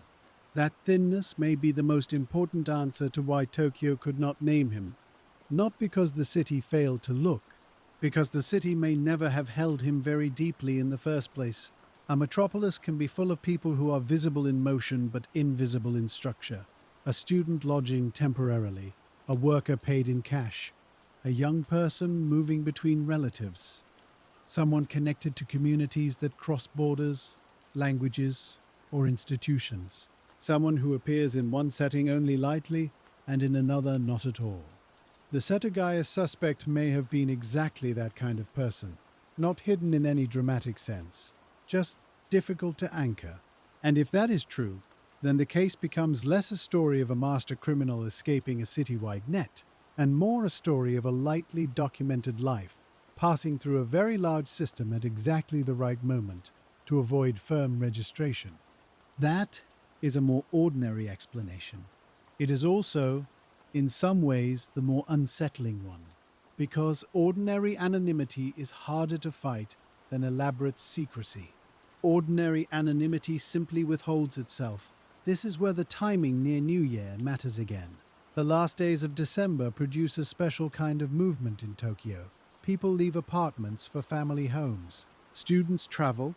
Seasonal workers shift locations. People stay with friends. Schedules blur. Routine becomes seasonal rather than fixed. A person who is not strongly rooted to one place can become even less visible during that period. He may be absent from one address without notice. He may appear at another without question. He may buy what he needs in cash. He may travel with little administrative residue. All of that creates a very difficult environment for retrospective investigation. When detectives later ask where a person was, who saw him, why his movements stood out, the answer may simply be that they did not stand out at all. He was one more winter traveler in a city already adjusting to the holiday rhythm, and by the time police appeals circulated widely, that moment had passed. Crowds had dispersed, stations had reset to ordinary flow, workers had resumed normal schedules. Anyone who had noticed a stranger had to reach backward through a crowded memory and pick him out from 1,000 other ordinary faces. That is asking a great deal of memory, perhaps too much. It is one reason the annual appeals never seem theatrical when viewed carefully. They are practical attempts to do what immediate memory could not. They give the public repeated chances to connect old details to old lives. A person who did not understand the significance at first may understand later. A person who once dismissed a memory as trivial may revisit it after seeing the same bag displayed for the 10th time. A sibling may remember a relative differently after becoming an adult. Distance changes memory. Sometimes it weakens it. Sometimes it clarifies it. Cold case work depends on both possibilities. The Setagaya file has also remained present because the evidence itself lends unusually well to recontextualization. Some old cases consist mostly of witness accounts and broad timeline gaps. Those are harder to revive with new tools. Setagaya is different. It contains physical items, biological traces, digital elements, consumer goods, and root questions. That means each new development in forensic practice, digital archiving, retail history, or data organization potentially has some value. Not certain value, potential value. And that distinction matters. The police have not, at least in any public way, treated every new technique as the long-awaited answer. Instead, the file seems to have been approached with a steadier idea. Retest where useful, recompare where lawful, reassess where context has changed. Do not assume the new method will solve the old problem. But do not ignore the chance that it might speak a little more clearly. That kind of realism is easy to underestimate. It is not dramatic enough to satisfy public impatience, but it is exactly what allows a difficult case to remain usable over decades. If a department becomes too enamored of miracle solutions, it can mishandle evidence or overcommit to speculative paths. If it becomes too discouraged, the file decays into ceremony. The Setagaya case has generally stayed between those extremes, visible but cautious, hopeful but measured, open but not unguarded. That balance is especially important because the case has generated so many theories around motive, background, and identity. Some theories imagine a local connection. Some imagine no local connection at all. Some place weight on the park and the house's exposed position. Some place weight on prior surveillance of the family or neighborhood. Some lean on the suspect's likely age. Some on the ancestry estimate. Some on consumer items and possible subcultures. Some on injury and medical treatment. Some on movement through rail networks. All of these strands arose for understandable reasons. Each touches a real part of the evidence, but none has managed to bind the whole picture together in a way that produces a living, verifiable suspect. That is the stubborn center of the file. Every theory lights one corner. No theory lights the room. So the practical question becomes not which theory is most attractive, but which combination of facts remains most likely to be productive now. And in recent years, that has usually meant a few recurring areas. Preserved biological evidence, long-term fingerprint comparison, re-examination of trace materials, refined understanding of clothing distribution and ownership patterns, and continued reliance on public recognition of objects and timelines. These are patient methods. They are not flashy. They also happen to be the methods most appropriate to a case that has already exhausted the obvious avenues. One useful way to understand the case is to imagine it as a bridge with one missing support. On one side, there is a very detailed record of presence. On the other side, there is a world full of possible people. Investigation has spent years trying to place supports between them. Database comparison, witness appeals, retail tracing, forensic revision, geographic reconstruction, institutional memory. But one that says, this is not just the kind of person we seek. This is the person. Without that support, the bridge remains suspended, strong in parts, incomplete in the middle. That is why the case often feels emotionally different from older mysteries with very little evidence. Those cases invite imagination because so much is missing. Setagaya invites frustration because so much is present. You can see the shape of the unknown man almost too well. The belongings make him feel proximate. The biological evidence makes him feel documented. The witness fragments make him feel briefly observed. And still he does not cross into identity. That contradiction has kept the case alive in public memory far longer than many other unsolved crimes from the same era. It also helps explain why the file has become, in a quiet way, a lesson for investigators. The lesson is not that evidence guarantees resolution. It is that evidence must be matched to systems capable of recognizing it. If the systems are incomplete, fragmented, legally constrained, or simply not holding the right person, the evidence waits. That waiting can last a very long time. It can outlast neighborhoods. It can outlast careers. It can outlast technologies that first seemed advanced and later come to look limited. The Setagaya case has passed through all of those phases. The neighborhood around the house changed. The original investigators changed. Forensic tools changed. Public understanding changed. Digital culture changed. But the central problem did not. A known set of traces still points toward an unknown life. And because that problem has endured, the final stage of the file has become less about the pursuit of one suspect already imagined in detail and more about keeping the entire evidentiary structure available for a future connection. That future connection could come from several directions: a better comparison system, a newly cooperative institution, a long-delayed tip, a family recognition, a cross-border lead, a reinterpreted consumer record, a DNA pathway that becomes lawful and practical later, if not now. No one can say which, if any, of these will matter, but the reason the file still breathes is that each remains at least conceivable. And in cold case work, conceivability is important. Not all open cases are truly open in any useful sense. Some remain open only on paper. What keeps Setagaya different is that the evidence has retained enough integrity and enough public visibility to make later movements still plausible. There is another quiet aspect to this as well. The house itself, or rather the memory of the house, has become part of the case's archive. Even though the surrounding landscape changed, the internal map of the home remains central.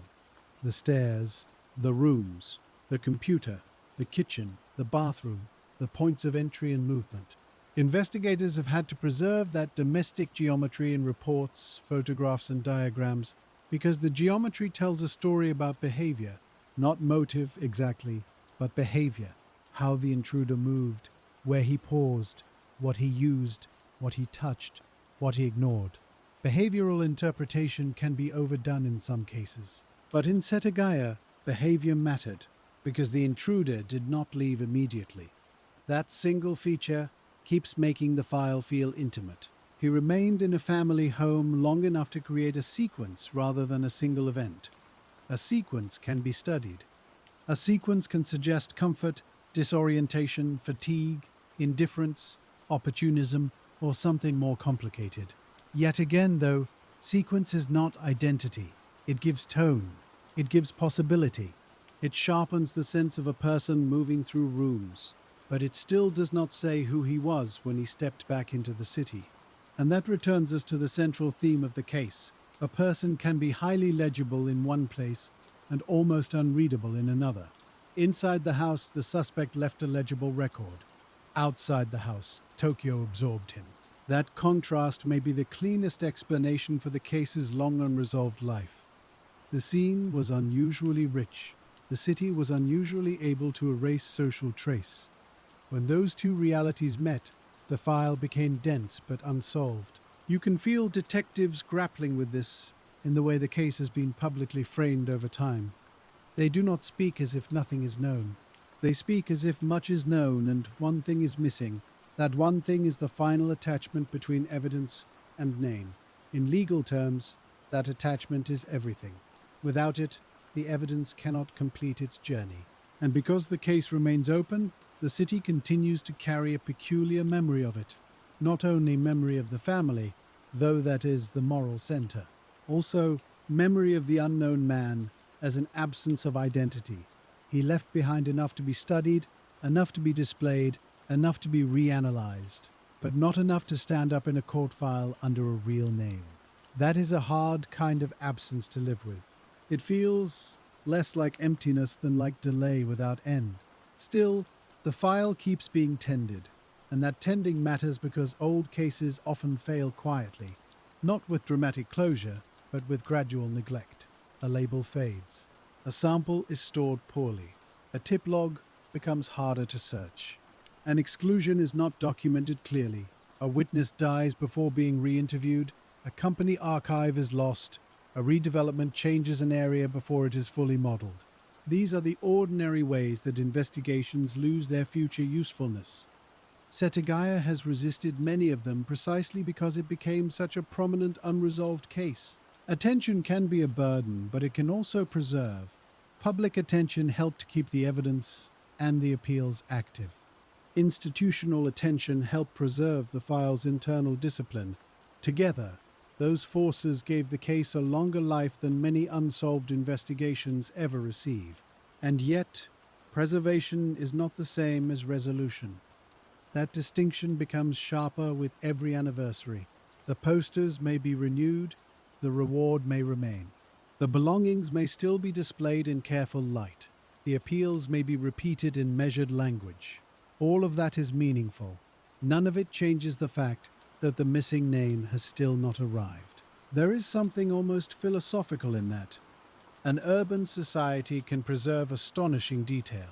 It can document traces, store samples, map movements, and archive objects. But if the person attached to those traces lives lightly enough, or passes through briefly enough, or remains outside the relevant systems long enough, identity can still evade the record.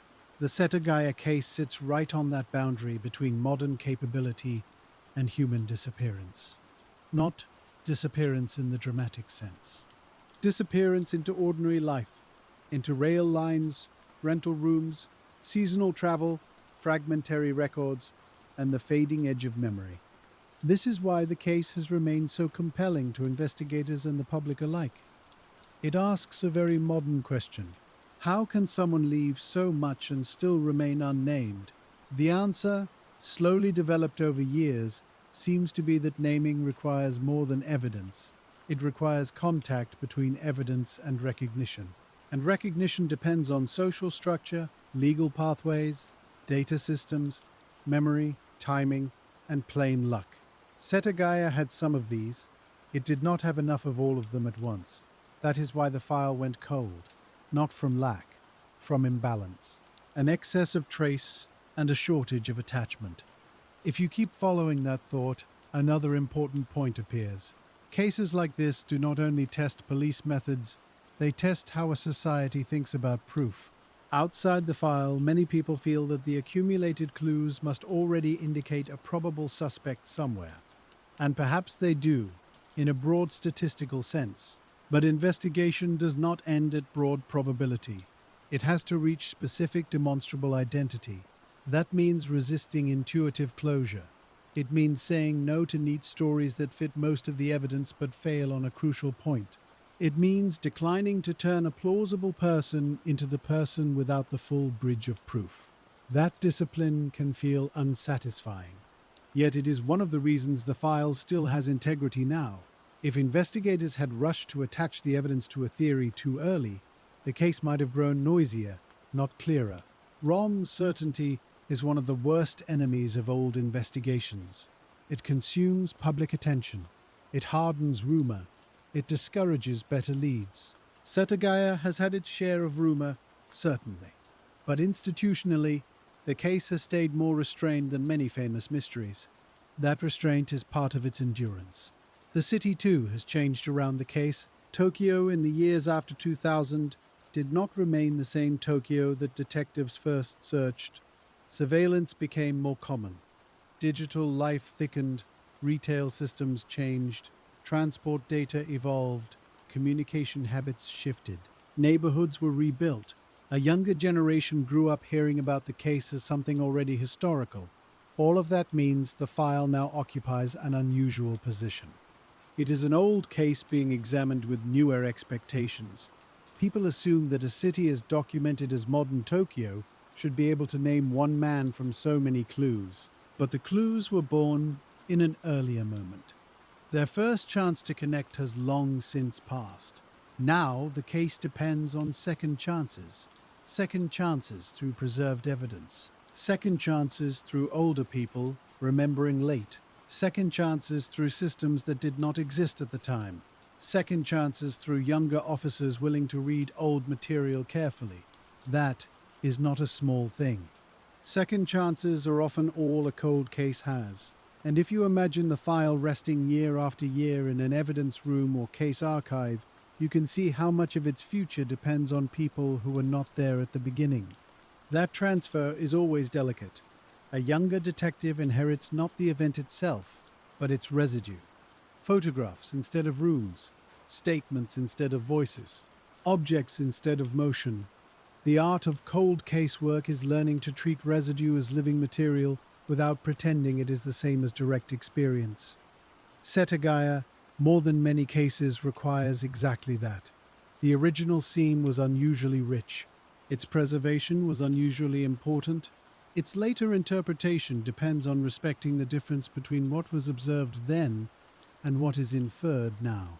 That difference became especially important whenever the case was shown to the public again. A display case can make objects look final, almost ceremonial, when in fact investigators still need them to remain working evidence.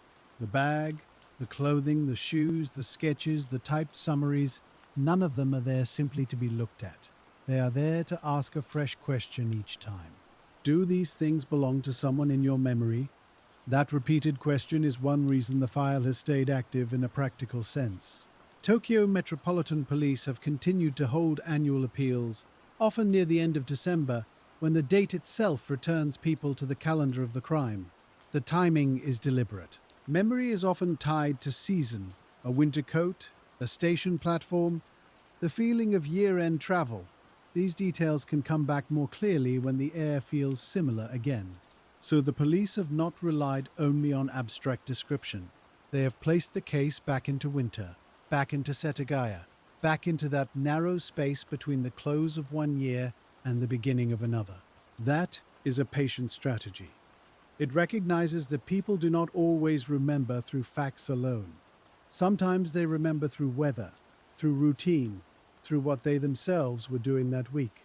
A person may not respond to a sketch, but he may hear the date, the 30th of December, and think of a roommate who disappeared for a night, or came home late, or said very little at New Year. That kind of delayed association is fragile. Still, it is worth asking for. There have also been practical efforts to keep the reward visible. Rewards do not solve cases by themselves, but they keep a case within the category of actionable public memory rather than historical tragedy alone. They tell people that information is still wanted now, not merely preserved for archival interest. That distinction matters. A file can be famous and still feel finished to the public. Setagaya has been famous for years, but police have tried to prevent it from feeling closed. In that sense, visibility is part of the investigation, not just its afterlife. A great deal of this depends on continuity inside the department. One detective may carry a case for a few years. The department has to carry it for decades. That means preserving not only samples and reports, but also the practical logic of earlier decisions. Why one lead was pursued, why another was set aside, why a witness was considered strong, why a theory was treated cautiously. Without that chain of reasoning, later investigators inherit facts without structure. And facts without structure can become overwhelming. This is another hidden reason old cases sometimes truly go cold. Not because the evidence disappears, but because the thinking around the evidence is not handed down clearly enough. In Setagaya, the effort to maintain that chain seems to have been unusually strong. The case is too prominent and too strange in its abundance to be left to drift. So younger officers inherit a file already shaped by years of repeated comparison and repeated restraint. That inheritance matters when technology changes. A new forensic tool can tempt investigators to revisit everything at once. But good cold case work asks a more selective question. Which preserved materials are most likely to benefit from this new method? Which old assumptions should be tested first? Which earlier exclusions are solid enough to keep? That kind of triage protects a case from becoming chaotic under the pressure of innovation. And innovation in a file like Setagaya always arrives with hope attached. Each time forensic science advances, the public naturally asks whether this will finally be the method that changes everything. Sometimes the answer is yes. In another case, in Setagaya, the answer has usually been softer. The new method may sharpen a profile. It may improve a comparison. It may remove some uncertainty. But unless it generates a real and lawful path to a person, it remains one more refinement. That does not make it useless. Refinement is often the whole work of a long investigation. A profile becomes more careful, a possibility becomes narrower, a misreading is corrected. An old theory loses force, a small clue becomes slightly more meaningful when paired with something else. These are not glamorous developments. They are, however, the developments most likely to preserve the file's future. One reason the case continues to draw discussion is that it sits so close to the public imagination of solvability. If you tell people there are fingerprints, DNA, clothing, personal items, behavioral traces, root questions, and witness fragments, many assume resolution must only be a matter of time. That assumption reveals how much modern people trust the idea of complete systems. We imagine that every person is somewhere in a database, somewhere in a camera archive, somewhere in a school list, passport file, employment record, or hospital note. But the world is not built that neatly, especially not at the turn of the 2000s, and especially not for someone who may have lived lightly, moved often, paid in cash, or crossed social boundaries that left records scattered or weak. Setagaya keeps reminding investigators of that uncomfortable truth. The unknown man may not have been especially clever in any grand sense. He may simply have existed in the sort of partial visibility that cities produce every day. That is harder to solve than a dramatic plan. A dramatic plan leaves a structure behind. Ordinary anonymity leaves almost none. There has also been the persistent question of whether someone, somewhere, almost certainly recognized the suspect and said nothing. This is one of the most difficult ideas in any old case. It may be true, it may not. A person close to him may have seen public appeals and remained silent from fear, loyalty, uncertainty, or simple disbelief. But there is another possibility, and it is more mundane. No one close enough to identify him may ever have seen the appeals in a way that connected, or those who saw them may have known him only partially. A classmate who knew a bag but not a family name, a co-worker who knew a face but not where he lived, a neighbor who knew him only in passing. This is how recognition can fail even when proximity existed. Human knowledge is often narrow. We know one part of a person's life and assume someone else knows the rest. In cases like this, sometimes no one does. That possibility is strengthened by the age estimates often discussed in the file. If the suspect was indeed a young man, perhaps late teens or 20s, that places him in a stage of life where identities can be especially thin. People move for school. They take temporary jobs. They shift addresses. They borrow belongings. They spend time in one district and sleep in another. They can be known vividly in small circles, but weakly in official terms. A slight, mobile young man in Tokyo at the end of the year is not an unusual figure. That ordinariness may be part of why the case became so difficult. The public profile appears unusual because all the details are gathered together. In lived reality, they may have sat inside a person who looked completely ordinary in motion. That contrast matters. Files compress lives into coherent patterns. Real life is looser. A detective sees a cluster of traits and feels they should stand out. A commuter sees only another passenger. A landlord sees only a short-term tenant. A clerk sees only a purchase. The city divides one person into many brief impressions. Unless those impressions are later brought together, identity never coheres. That is, in many ways, the true labor of investigation, bringing together what daily life keeps apart. And in Setagaya, the police have spent years trying to do exactly that, not only through forensics but through administrative patience. A company that made or distributed one item may have changed names, merged, moved, digitized records, or lost staff. Investigators have to follow those institutional histories too. A product sold in limited channels at the time may be easier to understand later through archived catalogs or surviving corporate data. The same goes for transportation patterns and neighborhood mapping. What was once just a local route can be modeled more precisely with better geographic tools. That does not identify a suspect on its own, but it can tell police whether an old assumption about movement still holds. In old cases, disproving an assumption can be as valuable as confirming one. It clears space. Setagaya has needed that clearing repeatedly, because the case naturally generates too many plausible stories. The domestic setting invites one kind of theory, the exposed position near the park invites another, the clothing suggests another, the ancestry estimate another still. A wise, long investigation cannot let all of these harden at once. It has to keep asking which parts are evidence, which parts are inference, and which parts are merely attractive explanation. That discipline is tiring. It also protects the file from becoming impossible to use. By now, the public memory of the case often treats the house itself almost like a preserved symbol.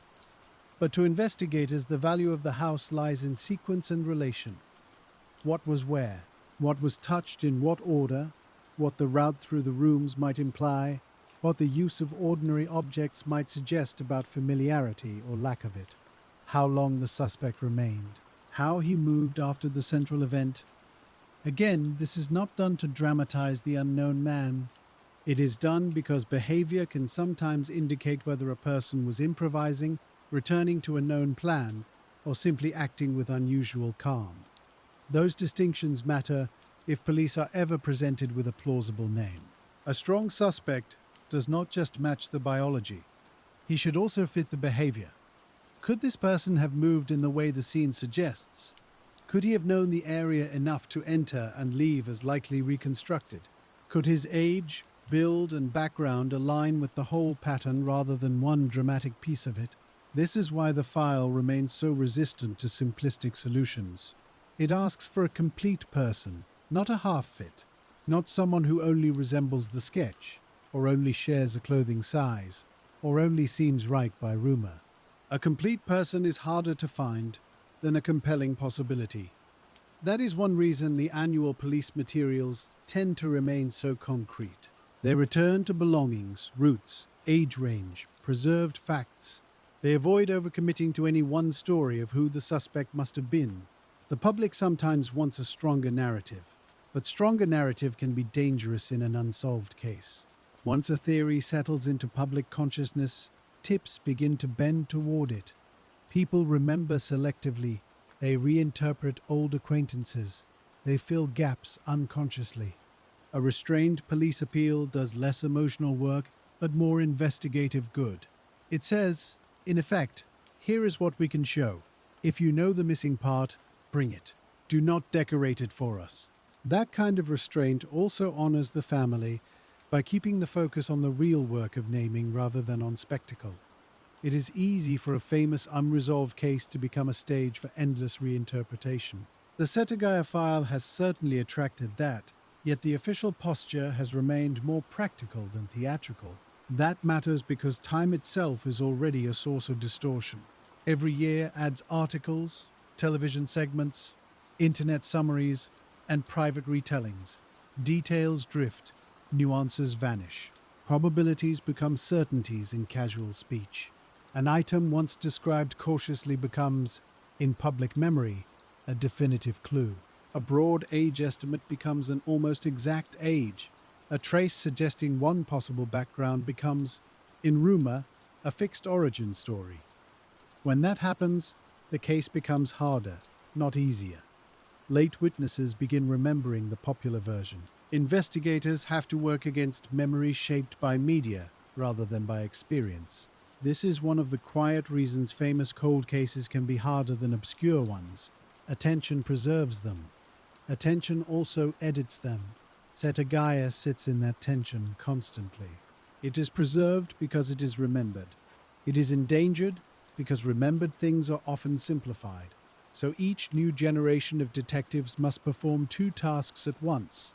They must listen for genuinely new information, and they must gently strip away the sediment of years. That means reading early statements closely. It means checking public assumptions against original records. It means noticing where common summaries have become less careful than the file itself. That kind of correction is not glamorous. It is profoundly important. Without it, investigators can end up searching for the public's suspect rather than the actual one. The practical future of the case likely depends on exactly this kind of careful rereading. Not because the answer is guaranteed to be hidden in some overlooked page, but because old evidence often becomes newly useful only when surrounding noise is reduced. A witness note once set aside may matter more if an old exaggeration is removed. A product detail once overinterpreted may become more useful when treated simply as a product detail. A biological estimate once made too central may become more helpful when returned to proper proportion. In other words, the file may move forward partly by becoming more modest.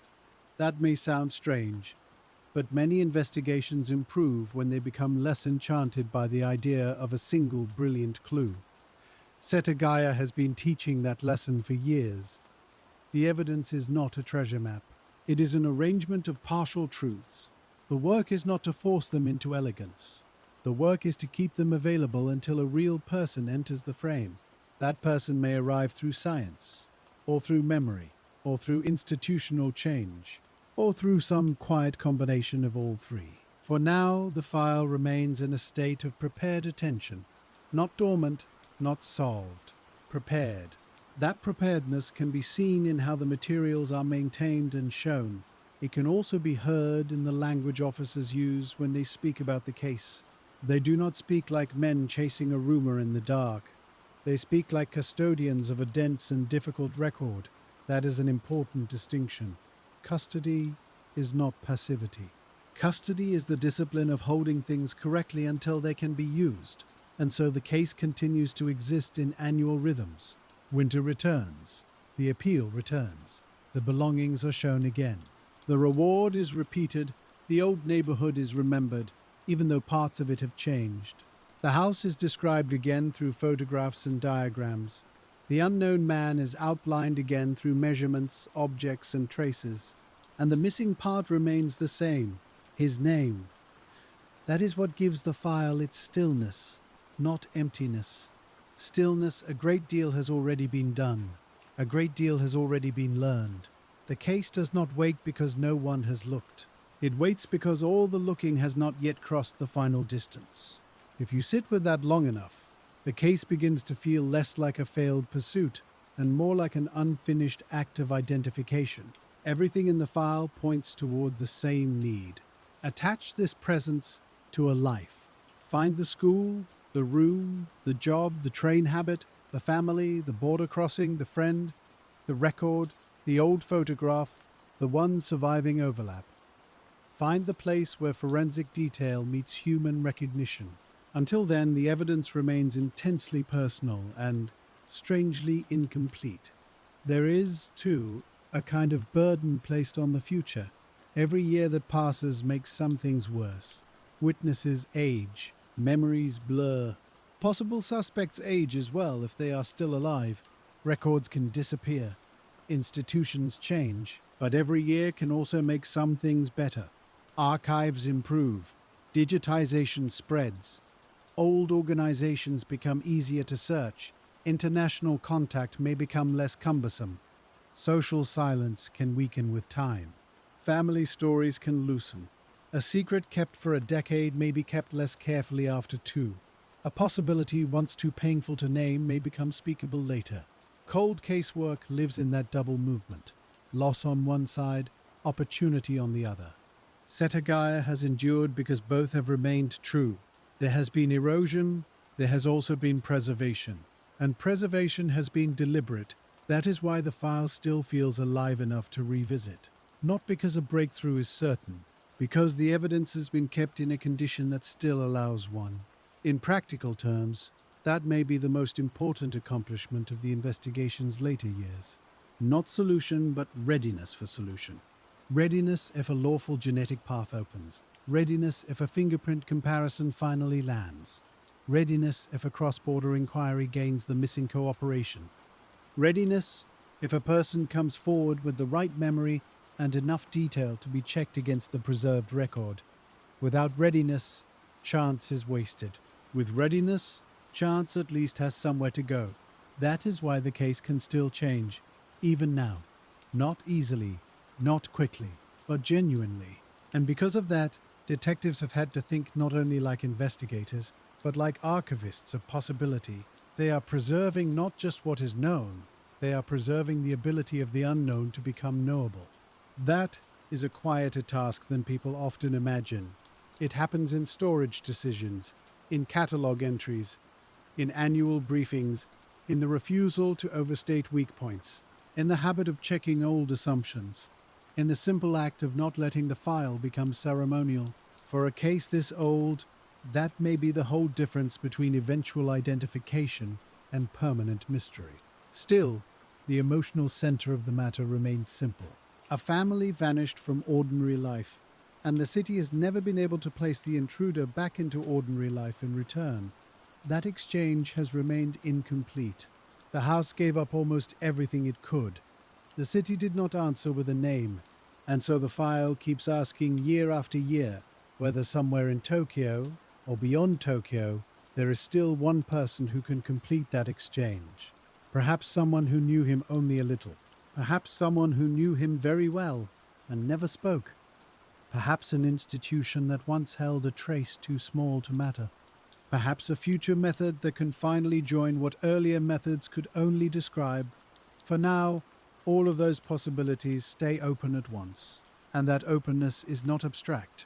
It shapes how the evidence is held, how the case is taught within the department, how the public is addressed, how anniversaries are marked, how hope is managed, how patience is practiced.